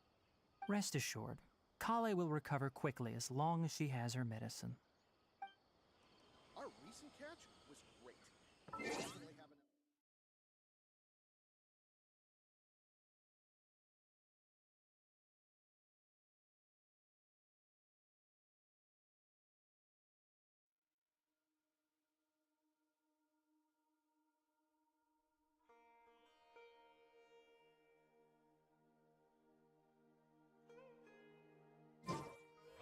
Dusk birds flew by.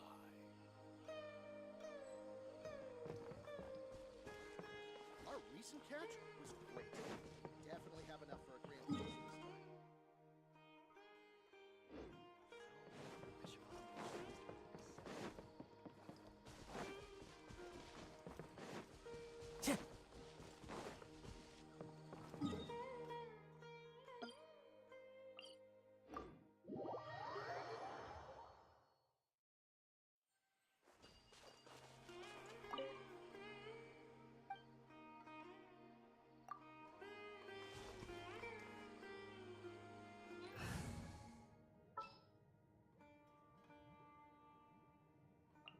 This world is full of unsolved.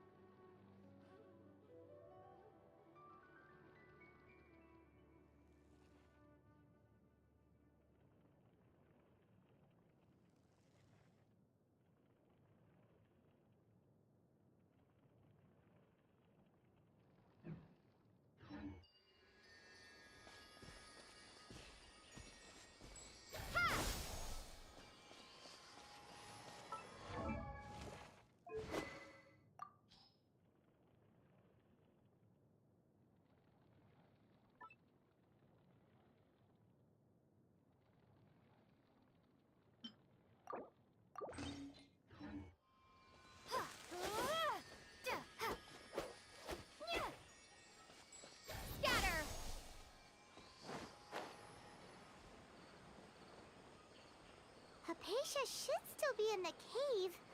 Let's go inside and see how she's doing.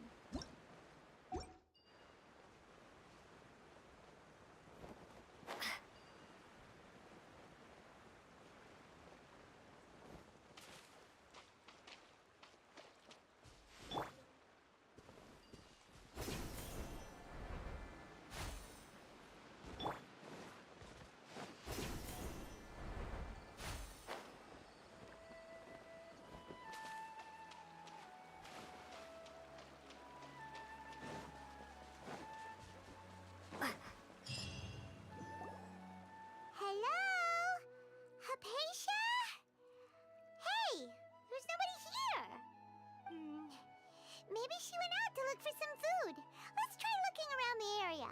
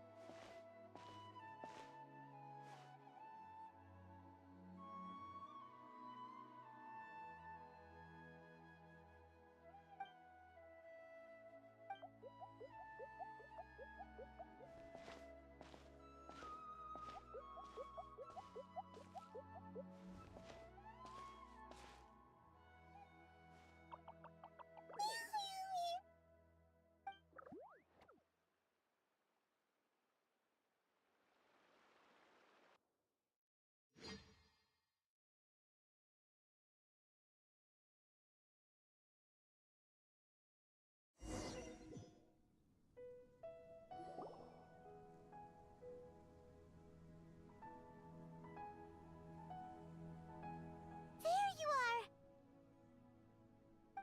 Hypatia, are you alright?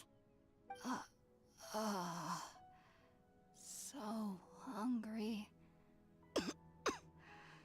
Need water.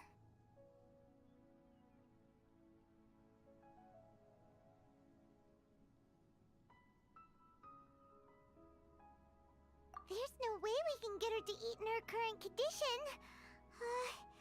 Let's try finding some water first. Huh? Wait. Why does it look super foggy outside all of a sudden?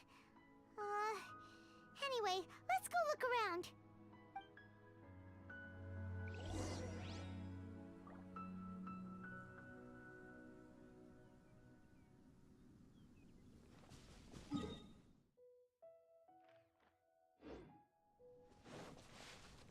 So hungry.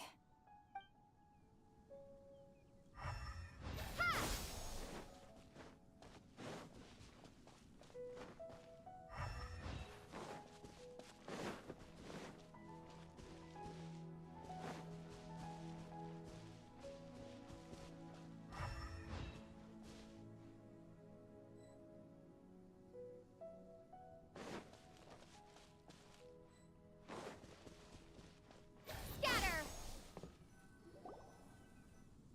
Huh? How'd things out here end up looking like this? What happened? And where are we? Really? Oh, maybe you're right. Let's go investigate the area.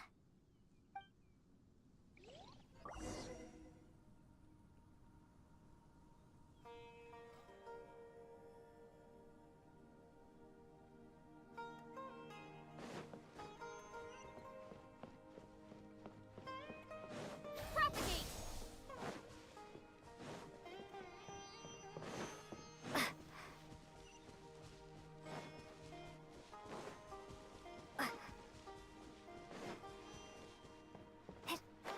Wow, this place is huge!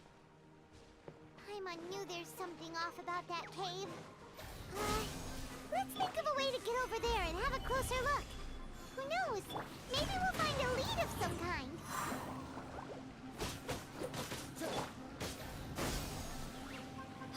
Don't waste my time.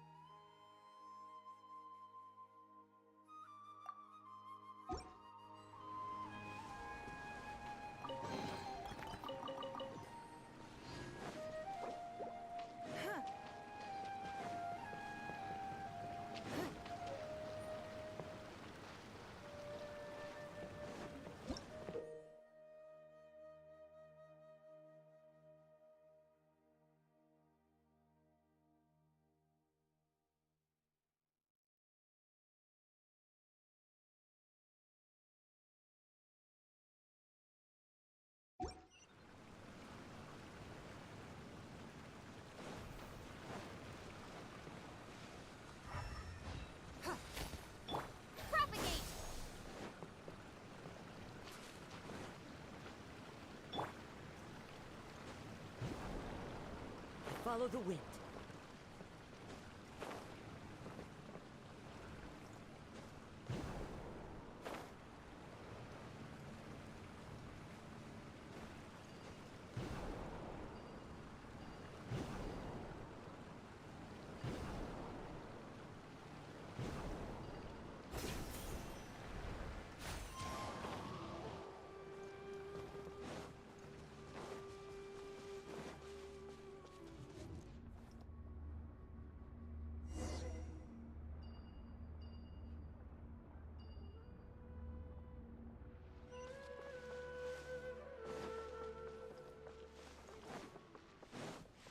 Huh?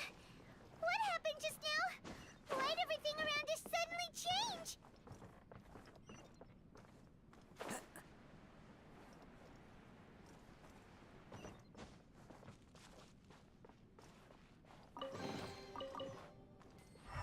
Time to go.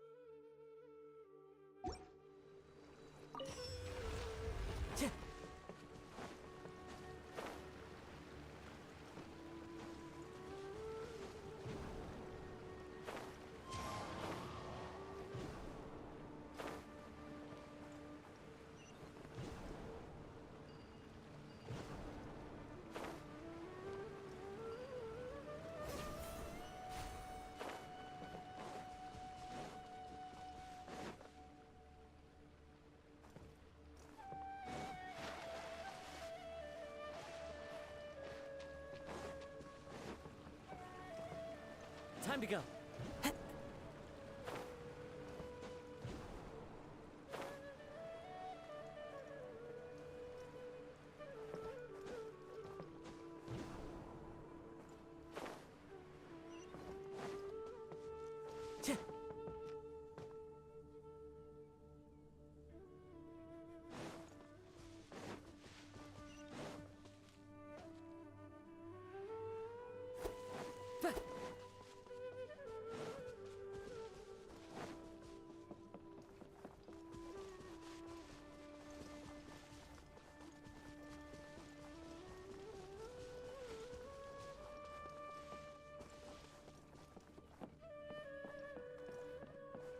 Into the wind.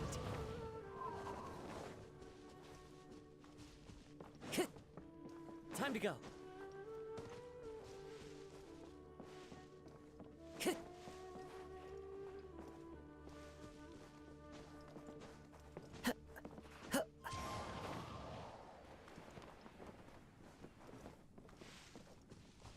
Time to go.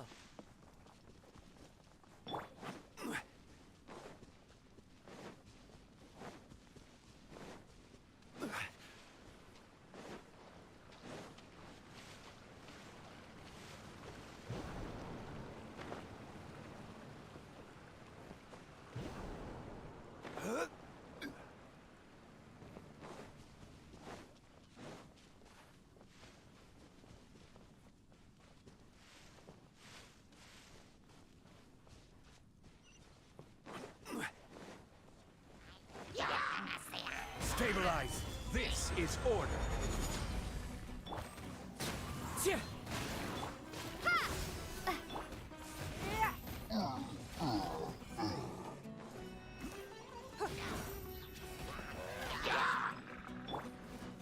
The wind knows me. Fallen leaves, adorn my night, one with nature.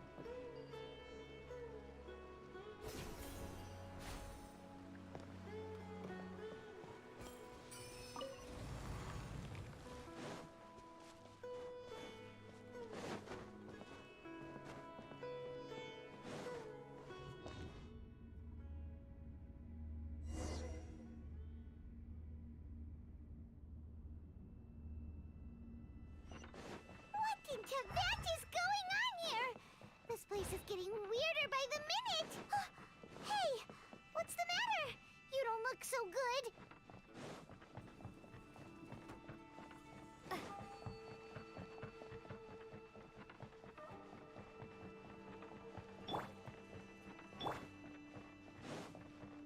Propagate!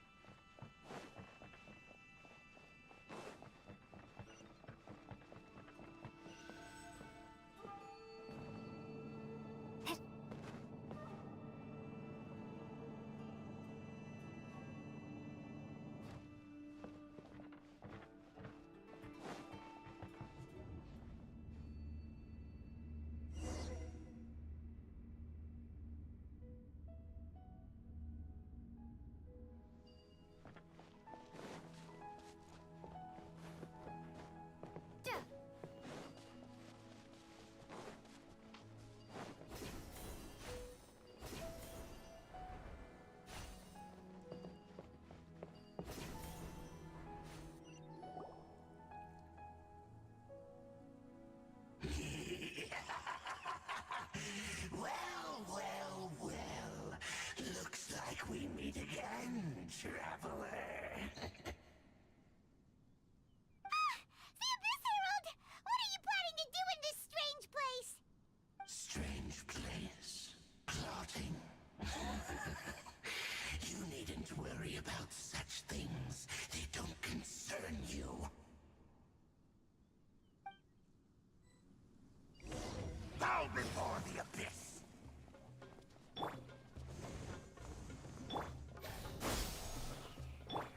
Into the wind.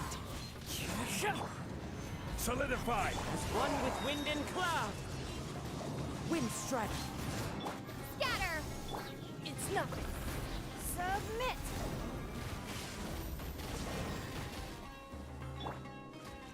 Propagate!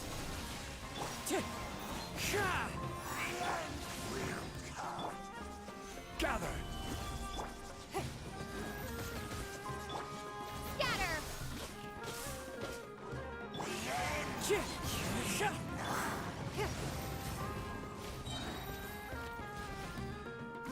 Give up. Huh? Why can't we beat this guy? Oh, Paimon doesn't get it! We faced others like him before! What's wrong this time? Traveler, though you may have managed to avert countless crises before, your good fortune was bound to end sooner or later. It's time you realize how weak and powerless you really are. Your brother. Oh, pitiful traveler. Are you really so ignorant? Or are you just living in complete denial?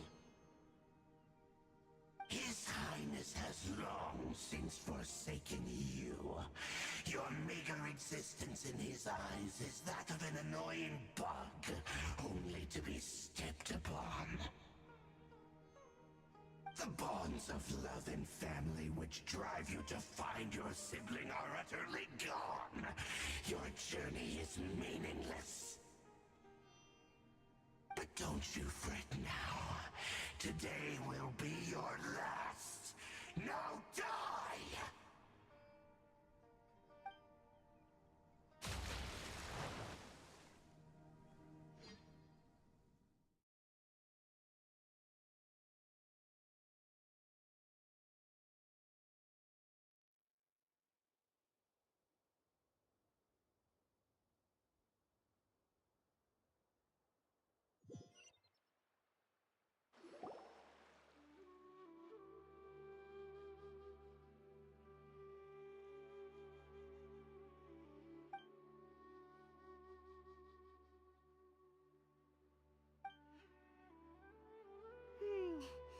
What do we do?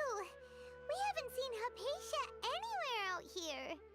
Oh, there she is! Quick, let's see how she's doing. So sweet. Well, the good news is that she's still conscious. Hey, why'd you drop her food on the floor like that?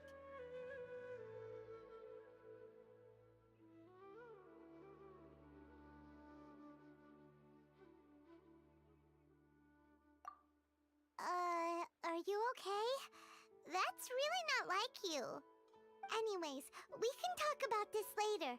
We better make sure she's alright first.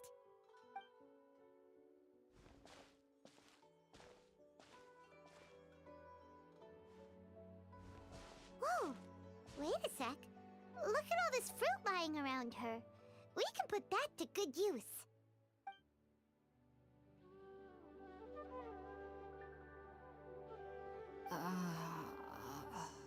Who's there? Tighnari, is that you? Huh?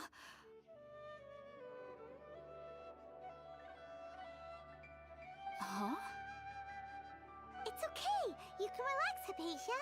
Tighnari sent us here to bring you some food and water. Here, we have a letter that he asked us to give you.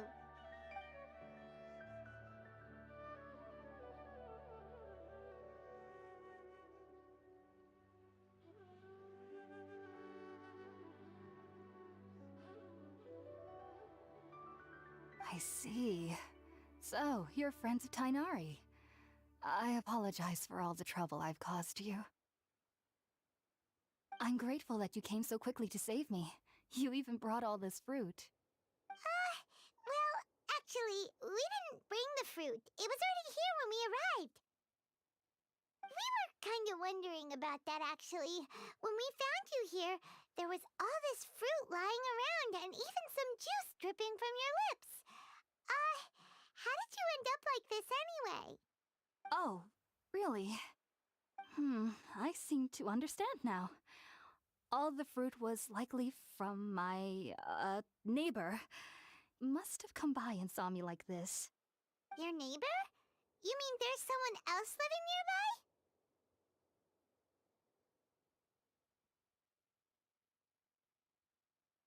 nearby? Oh? So you're able to see them too?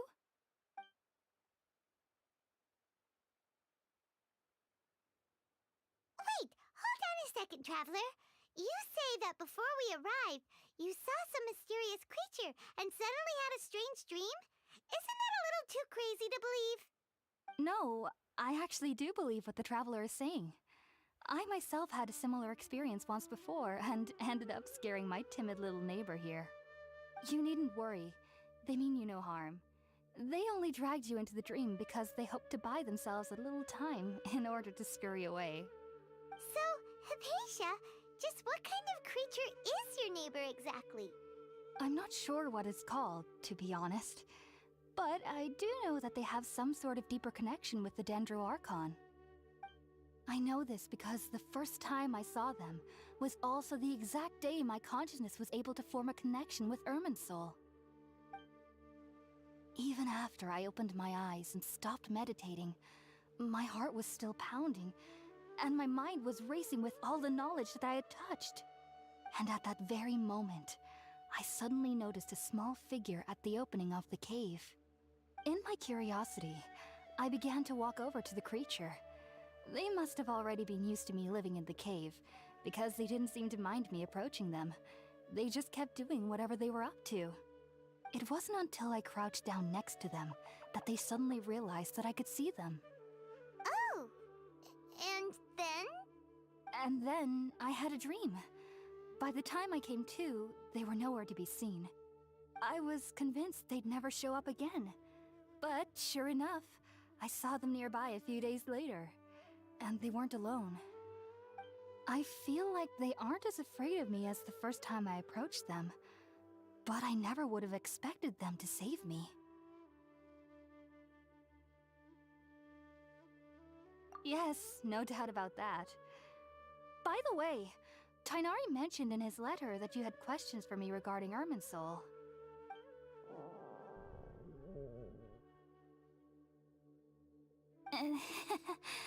Sorry about that. Sounds like just drinking juice still isn't quite enough for my stomach. Well, if somebody hadn't dropped the food earlier... Anyway, looks like we'll need to prepare something ourselves. Besides, Paimon's getting hungry too. Let's eat first and talk about Irminsul later. Alright, we're up, Traveler. Today's menu will feature sweet madame and a radish veggie soup. You'll love them, Hypatia. They're our specialties after all. Sounds good. I've never tried any dishes from other nations before. I certainly look forward to it. It's been so long since I've had a decent meal, too.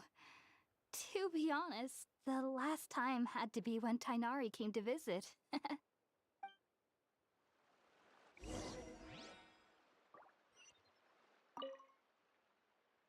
Are you already finished cooking? Smells delectable. I'm truly thankful whenever I can enjoy a proper meal like this. Cooking really isn't my forte.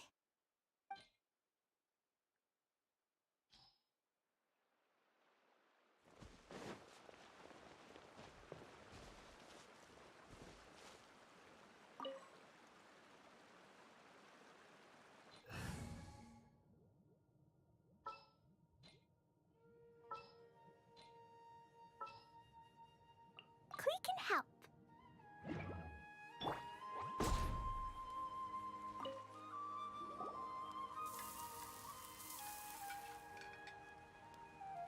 All done! Let's use the empty box that Tighnari gave us since we already washed it. Oh, it smells amazing! And the box is a nice touch too! Let's go serve this up and start eating with Hypatia!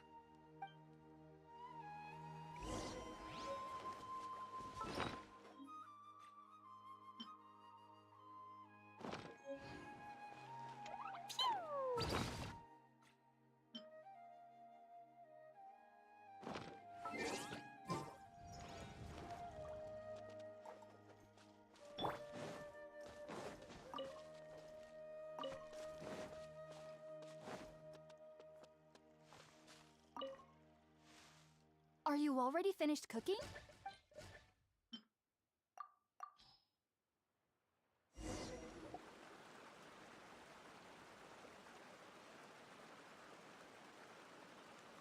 Even though everything you mentioned was in Tighnari's letter, it's still hard to believe you were able to connect with Irminsul immediately after smelling Spiritborn eel for the first time. It took me nearly 3 years before I could do so. And everyone at the Academia even lauded me as a genius. You should know that some researchers spend their entire lives without ever successfully connecting with Irminsul as you have. So why does this incense allow people to connect to Irminsul? The ingredients used to make Spiritborn eel primarily consist of plants created by Greater Lord Rukkhadevata. These special ingredients are conducive to heightening our senses to the Dendro Archon's power. Since the root of the Dendro Archon's power lies within Irminsul, we can occasionally tap into her powers to peer into the depths of the earth.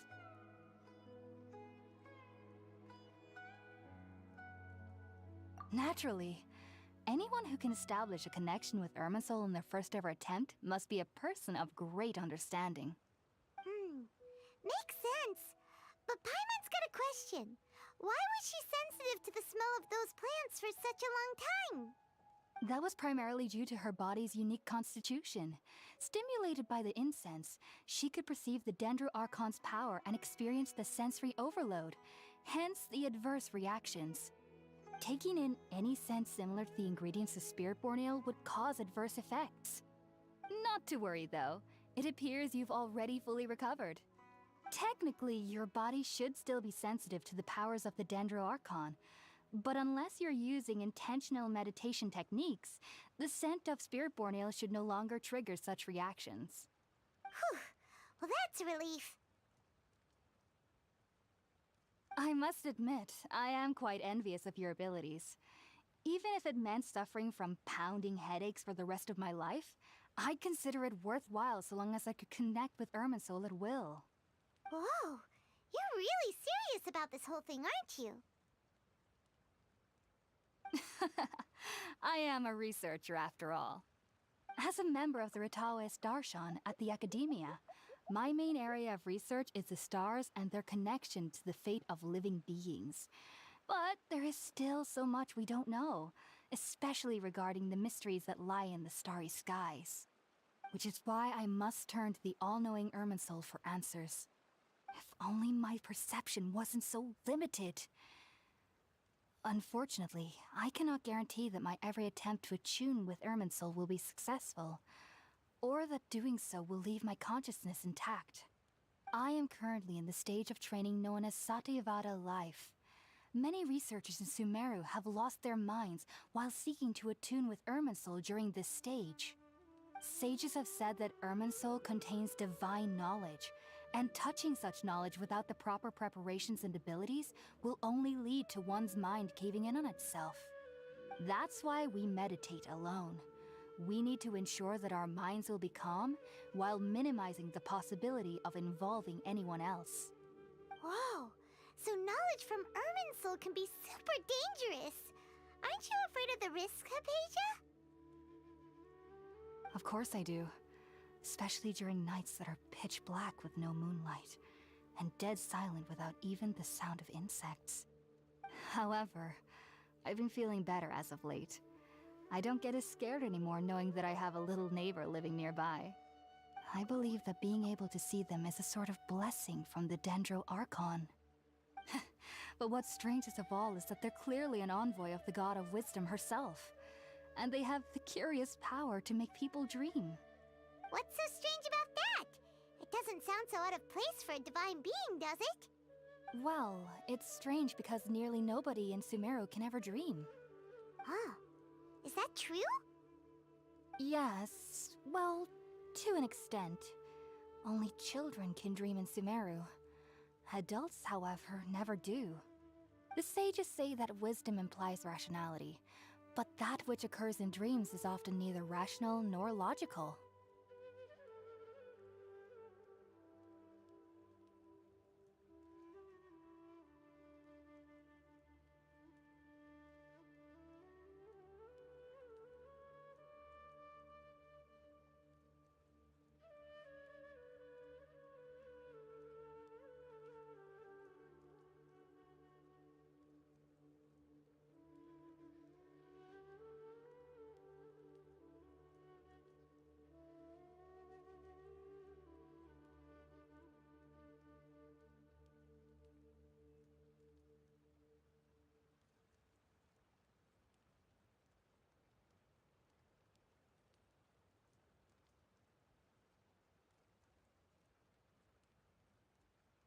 Yes, if one struggles with anxieties, those emotions could influence their dreams. The fact that the people of Sumeru do not have dreams is seen as a blessing by the sages. They believe that Greater Lord Rukkhadevata, the god of wisdom, is keeping us away from the foolish delusions you encounter in your sleep. I was born into a family of scholars in Sumeru City. Ever since I was a child, my parents would always tell me that I'll know I've grown up once I stop dreaming. I studied hard, enrolled as a student in the Academia, and went on to become a researcher. Sure enough, I never dreamed again. But then, on the day I scared the little Aranara, I suddenly saw a dream again. It was incredible. Though I don't exactly remember what I saw, I clearly recall the feeling. I suddenly felt like I was a child again. Back then, I was foolish and ignorant as any youth would be, but I was free of fear. Maybe dreaming isn't as bad as we've made it out to be. Just be sure not to speak of this if you travel to Sumeru City. They'll look at you as if you've lost your mind. So, do you have any thoughts about the things she saw when she connected with Irminsul? Sorry. I'm afraid I don't have any answers as of now. All I can say is that what you saw is a memory contained within Irminsul itself. World forget me. What could that possibly mean? If only I could ascend past Satyavada life and begin Paripurna life. I might have some more answers for you. If you two are ever in the area again, please be sure to come and see me. There's no need to be thanking me. You two are my saviors. Besides, I'm already looking forward to tasting some more of your cooking.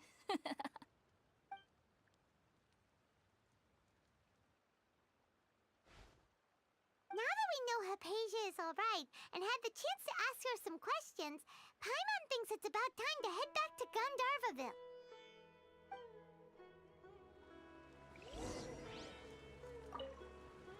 Heading out, I see? If there's anything else you'd ever like to ask about, you know where to find me. Even though that little neighbor of mine was able to induce a state of dreaming, I doubt they were able to control the actual contents of the dream. The end of your dream seemed quite terrifying.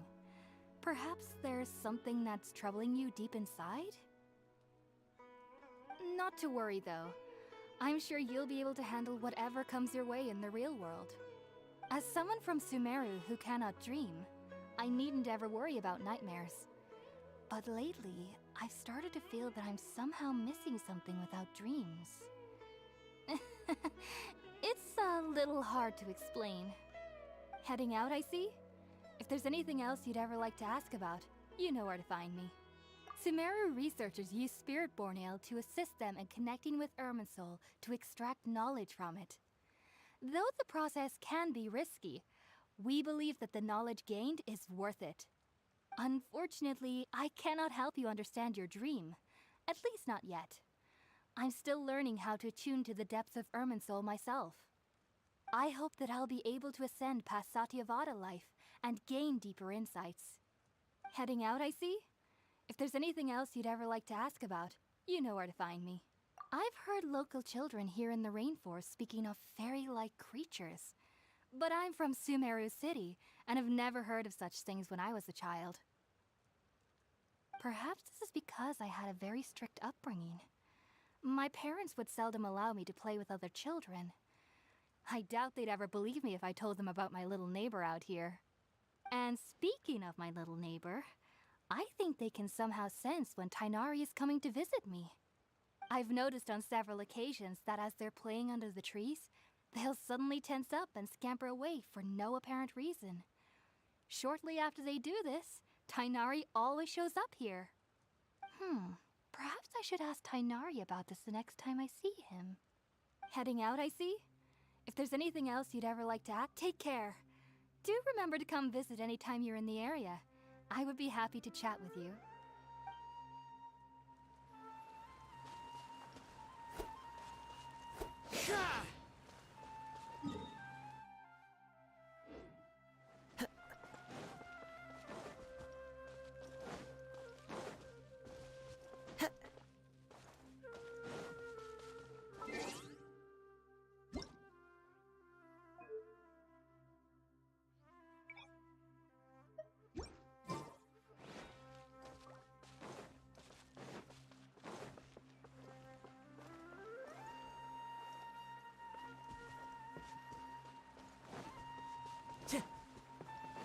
Time to go.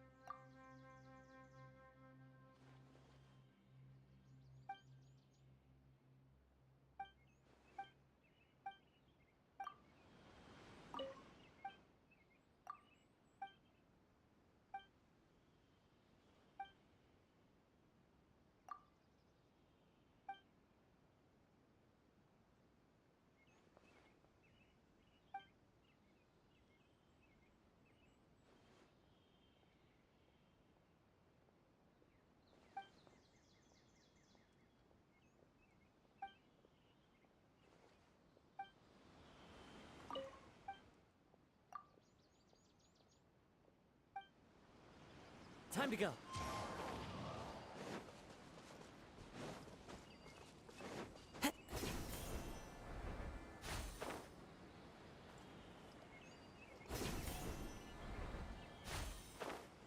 Wind Strider.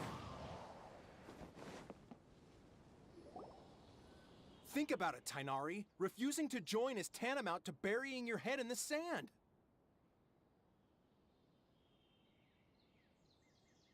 I understand that you're a Forest Watcher, and that it's your duty to combat the effects of withering zones. But isn't it evident that such work is not a lasting solution to the problem? As Sage Kage clearly stated, your presence and guidance in Sumeru City is pivotal in finding a cure for Irminsul. How could you possibly refuse? Keep your emotions in check, Gulam. Let's at least listen to Tainari's reason for declining. We're here to invite him to the Academia, not to cause a scene. Sage Kage, I am truly honored that you came here in person, but I'm afraid I must still decline your invitation. I am merely a Forest Watcher. How could the great minds of the Haravatat have any need of someone like me? Well, it turns out that your refusal letter had some implications on your master's reputation. He is a renowned sage of the Immorta, after all. So now I've come here in his stead. I see. Huh. And I figured that given his temper, he would come here and berate me personally. Tainari, your master is an integral part of this effort, and now he requires your assistance. And what exactly does my master need of me, Sage Kage? You'll know once you've arrived in Sumeru City, that is. And how long will I be required to stay?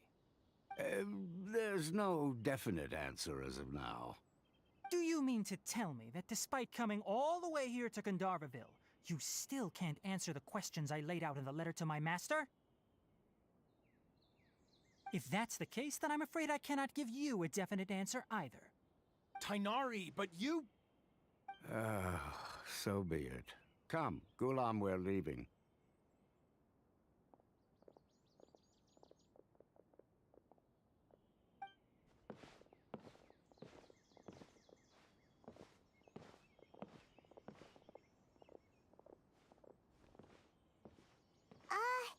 Tainari, what was that all about?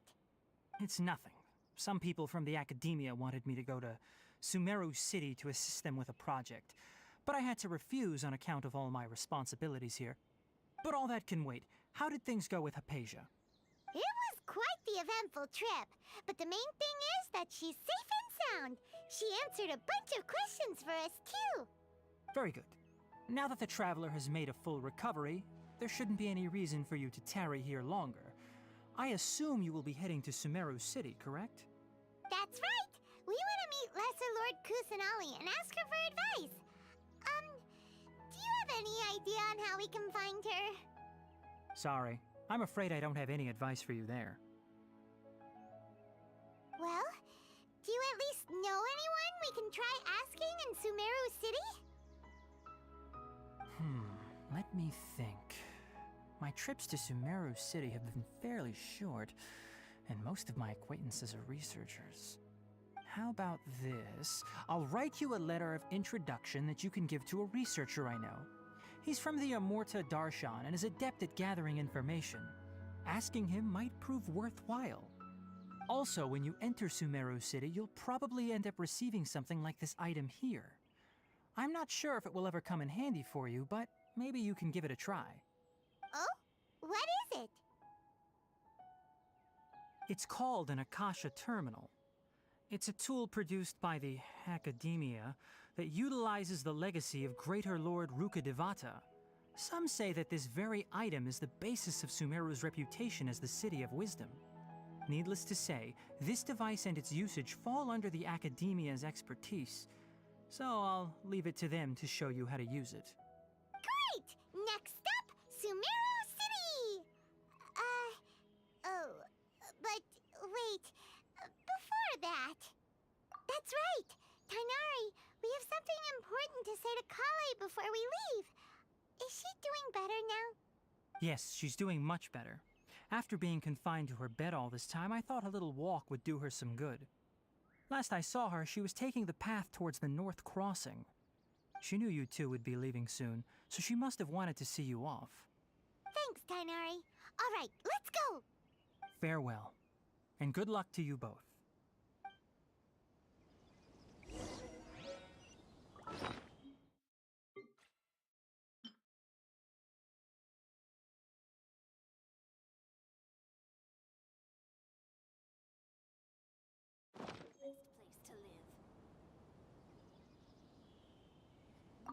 Kale is waiting at the northmost crossing of Gandharvaville. You should be able to find her there. Don't you worry about Kale. I'll look after her. I'll find a way to understand the relationship between the Withering and her disease. Kale is waiting at the northmost crossing of Gandharvaville. It seems there's a major project underway at the Academia, and my master has also joined the effort. But I can't afford to leave Gandharvaville now. Things are not going well here in the rainforest, and Kale needs someone to watch over her. Besides, I was never one for all the pomp and circumstance of life at the Academia. Given that my master hasn't come to give me an earful personally, tells me that my presence is not as sorely needed as they make it out to be. In fact, the letter he sent to me was uncharacteristically polite. Kale is waiting at the northmost crossing of Gandharvaville. Farewell, traveler.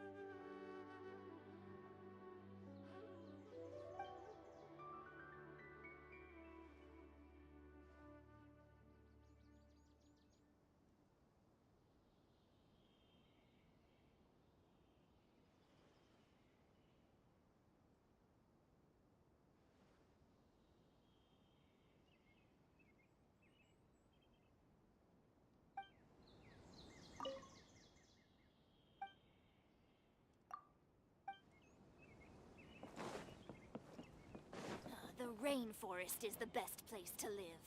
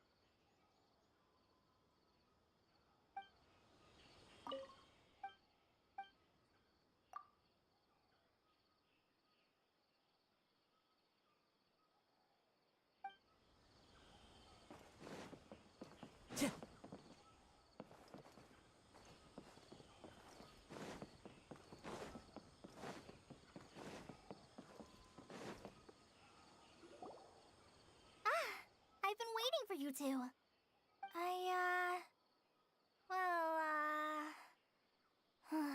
Never mind. I guess I should just wish you two a safe and successful journey.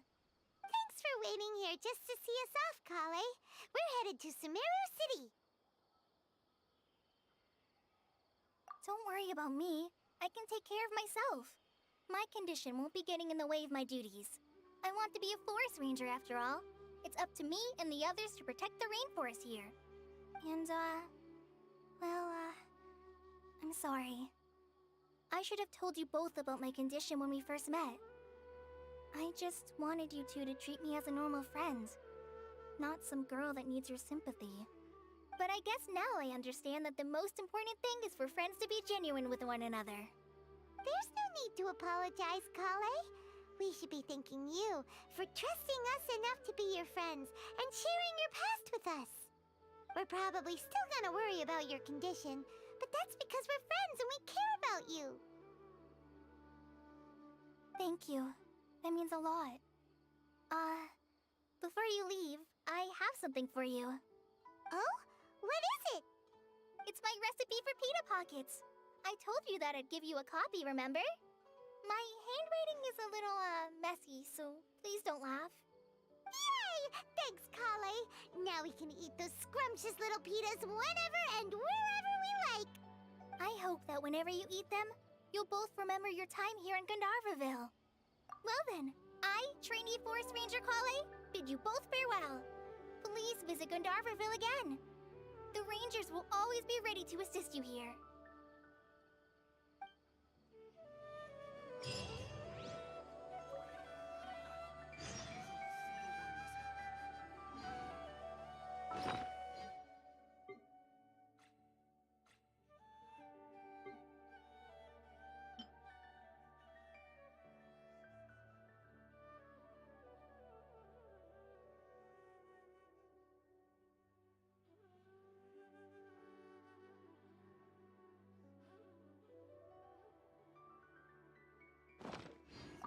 I hope you have a safe trip to Sumeru City and get to meet the Dendro Archon there.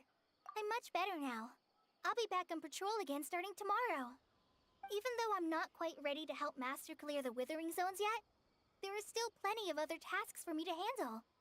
Oh, and Traveler, if you ever see Amber again during your travels, please don't mention my illness to her, okay? Amber knows about my case of Elazar and what's happened in my past, but I haven't told her about my condition getting worse. I guess I just don't want her to worry about me. If the need arises, I'll tell her about it myself. All right, we understand, Kale. I hope you have a safe trip to Sumeru City, and kinda hard to believe that Master Tighnari can cook, isn't it? His culinary techniques are very polished, but his taste is a little, unusual. It's not really his fault, though. He just has a sensitive tongue and nose, so he prefers much lighter flavors. The last time I went a little too heavy on the spices for my pita pockets, Master started having a sneezing fit. Of course, I never heard the end of it after that. I hope you have a safe trip to Sumeru City. See you later! Be sure to come back often. Even though Master didn't admit it, I'm sure he wants to see you again.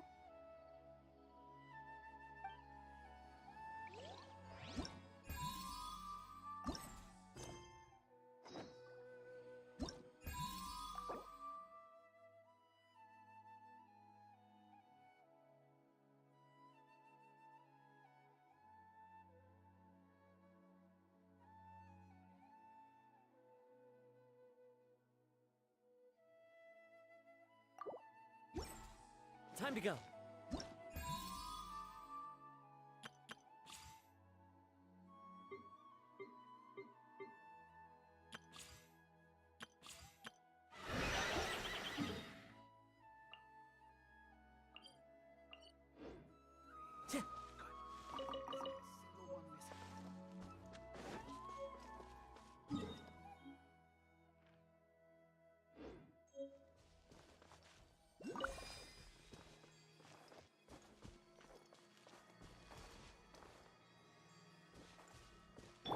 Crumble!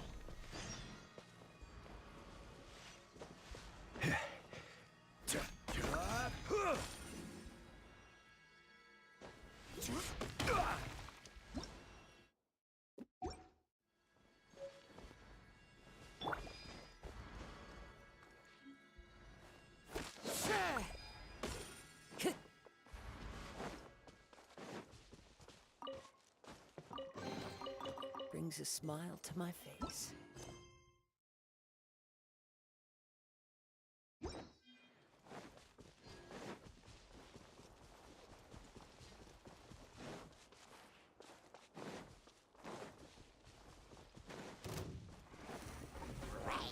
One with nature.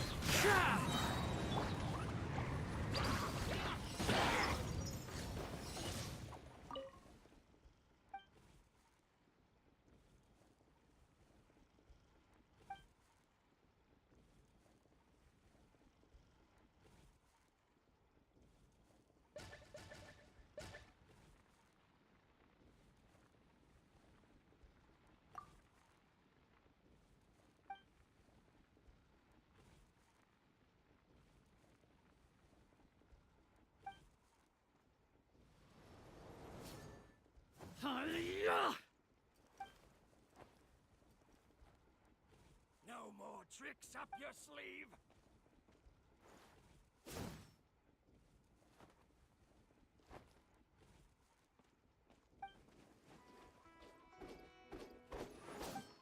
Take that!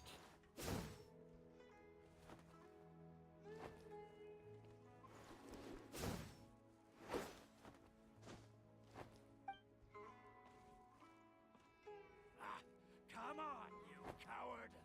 Take that!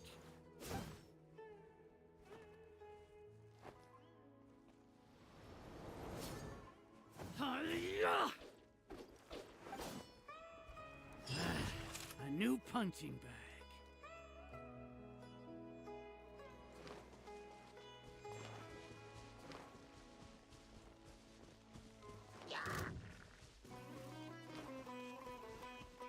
Woo!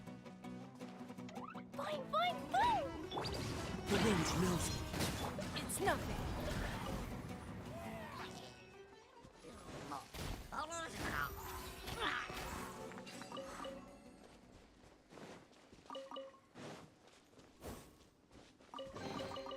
A keen eye.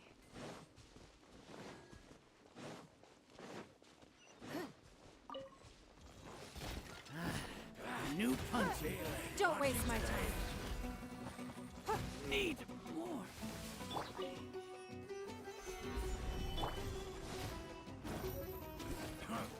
You won this one.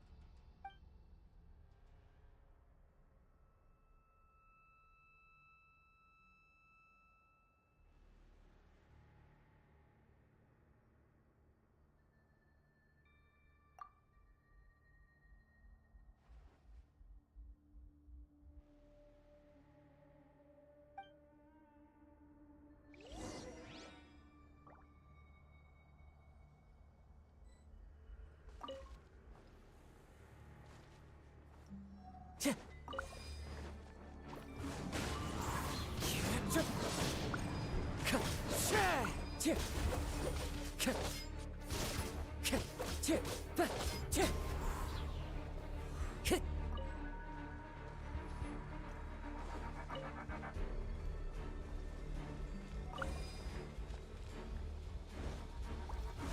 with nature.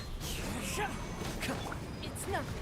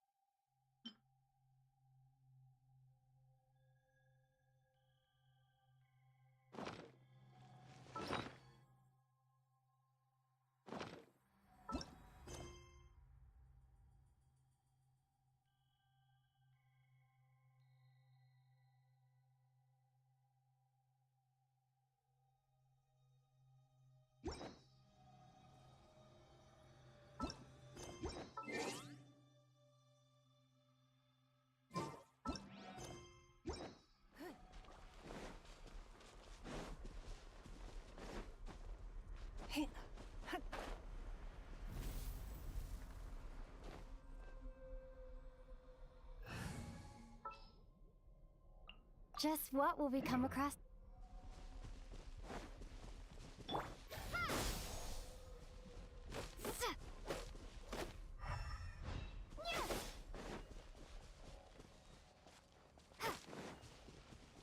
Propagate!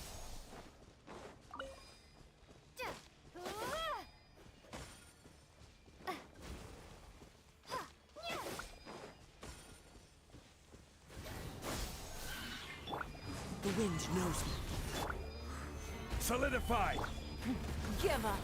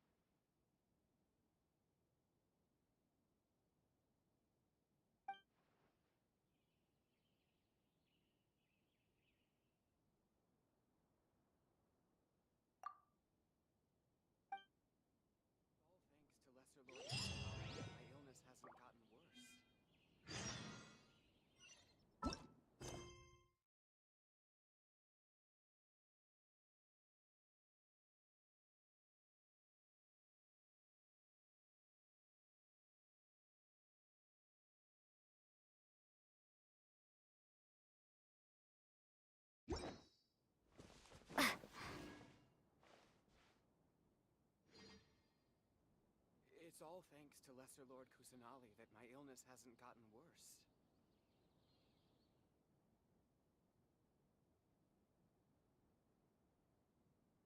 You have to stay fit if you want to stay sickness-free.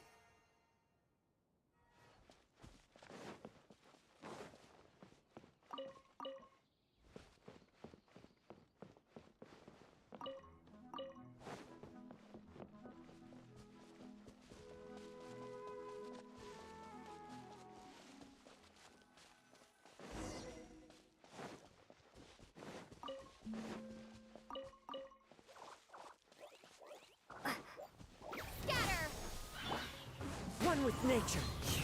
Fallen leaves, adorn my night. The wind knows me. Propagate!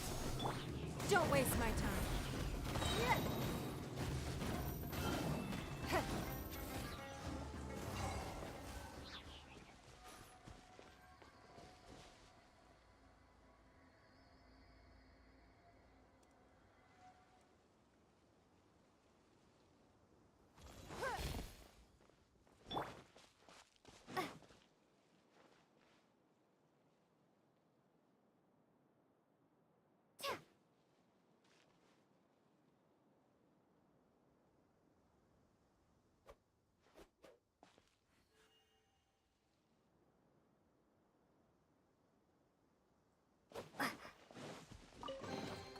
I'll keep this close.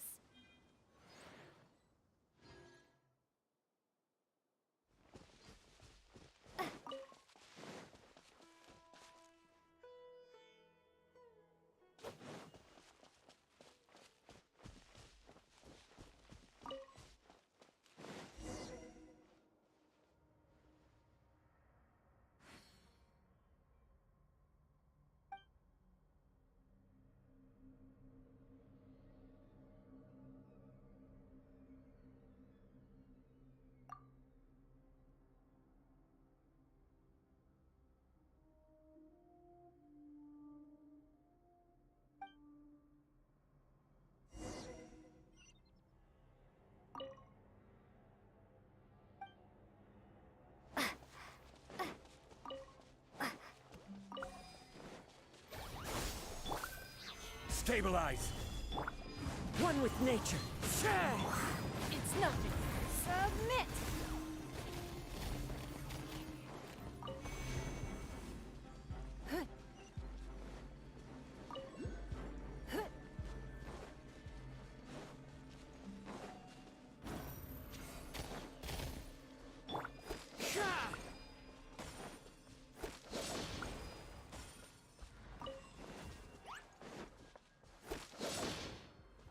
Time to go.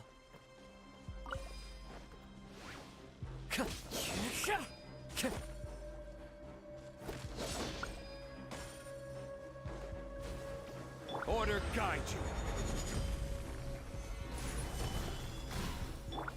Into the wind. Clouds high. The birds call. The wind knows me. Don't waste my time.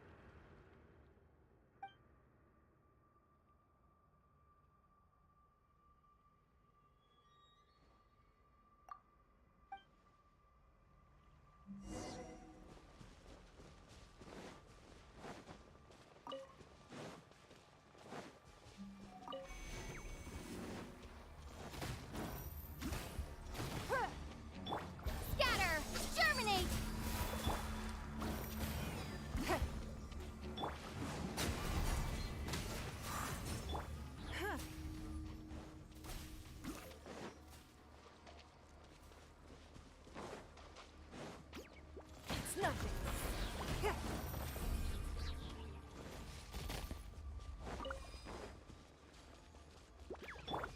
Into the wind. This is order. Gather. Give up.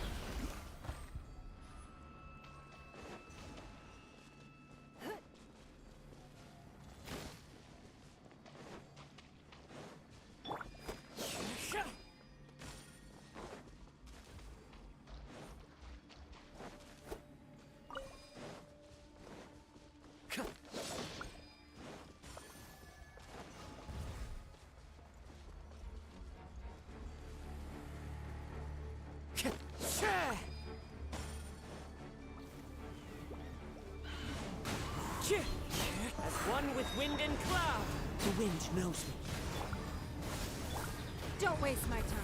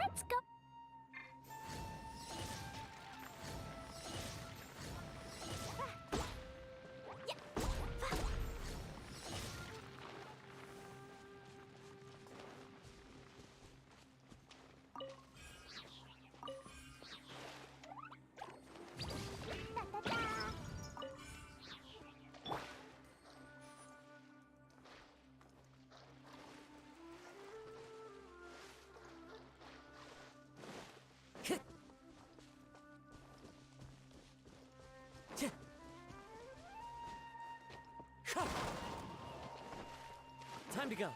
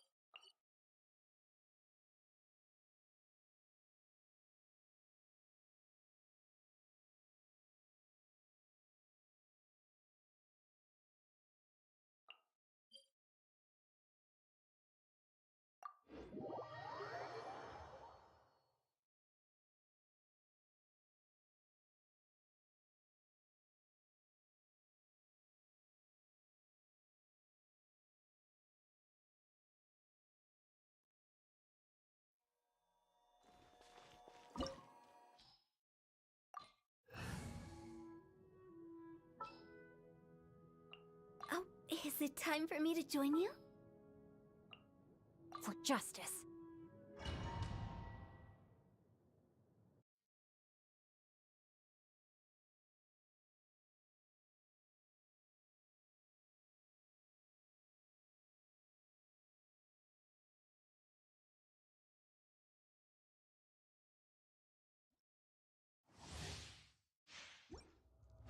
Order guide you.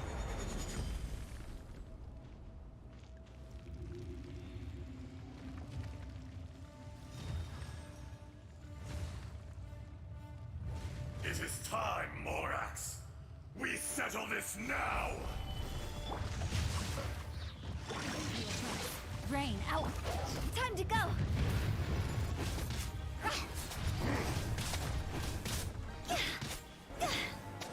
There is no atonement for 1,000-year pain. Solidify. Body and...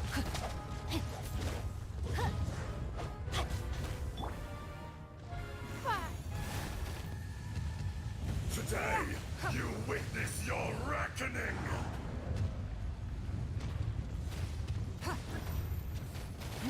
Give up! Stabilize. See?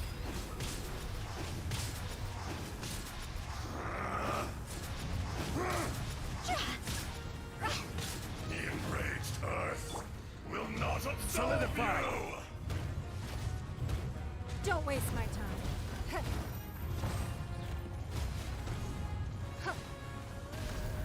You stand upon your tomb, though you know it not.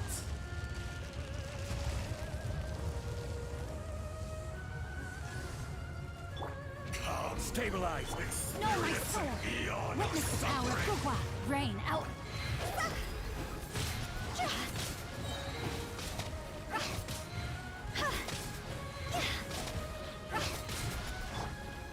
Solidify.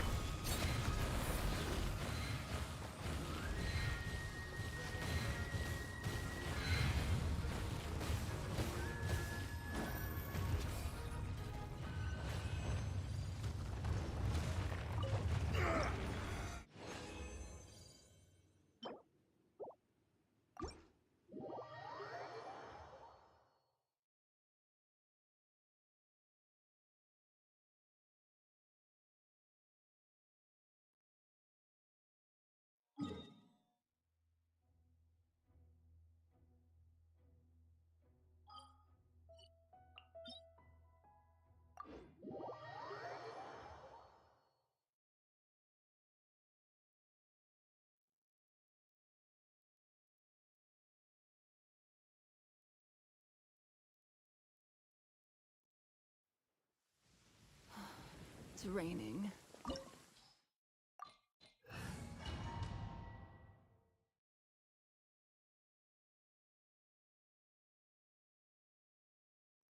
This opportunity is quite hard to come by. Well then, amuse me. Surrender is a valid option. I promise I'll be gentle. Not bad, not bad. Guess I should take your little shoe.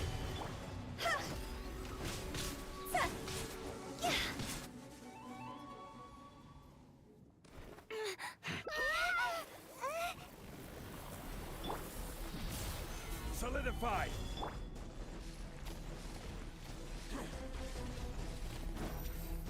Don't waste my time.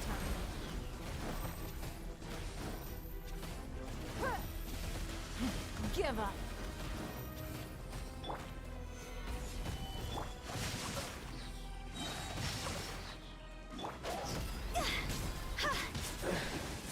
Some you went, and some you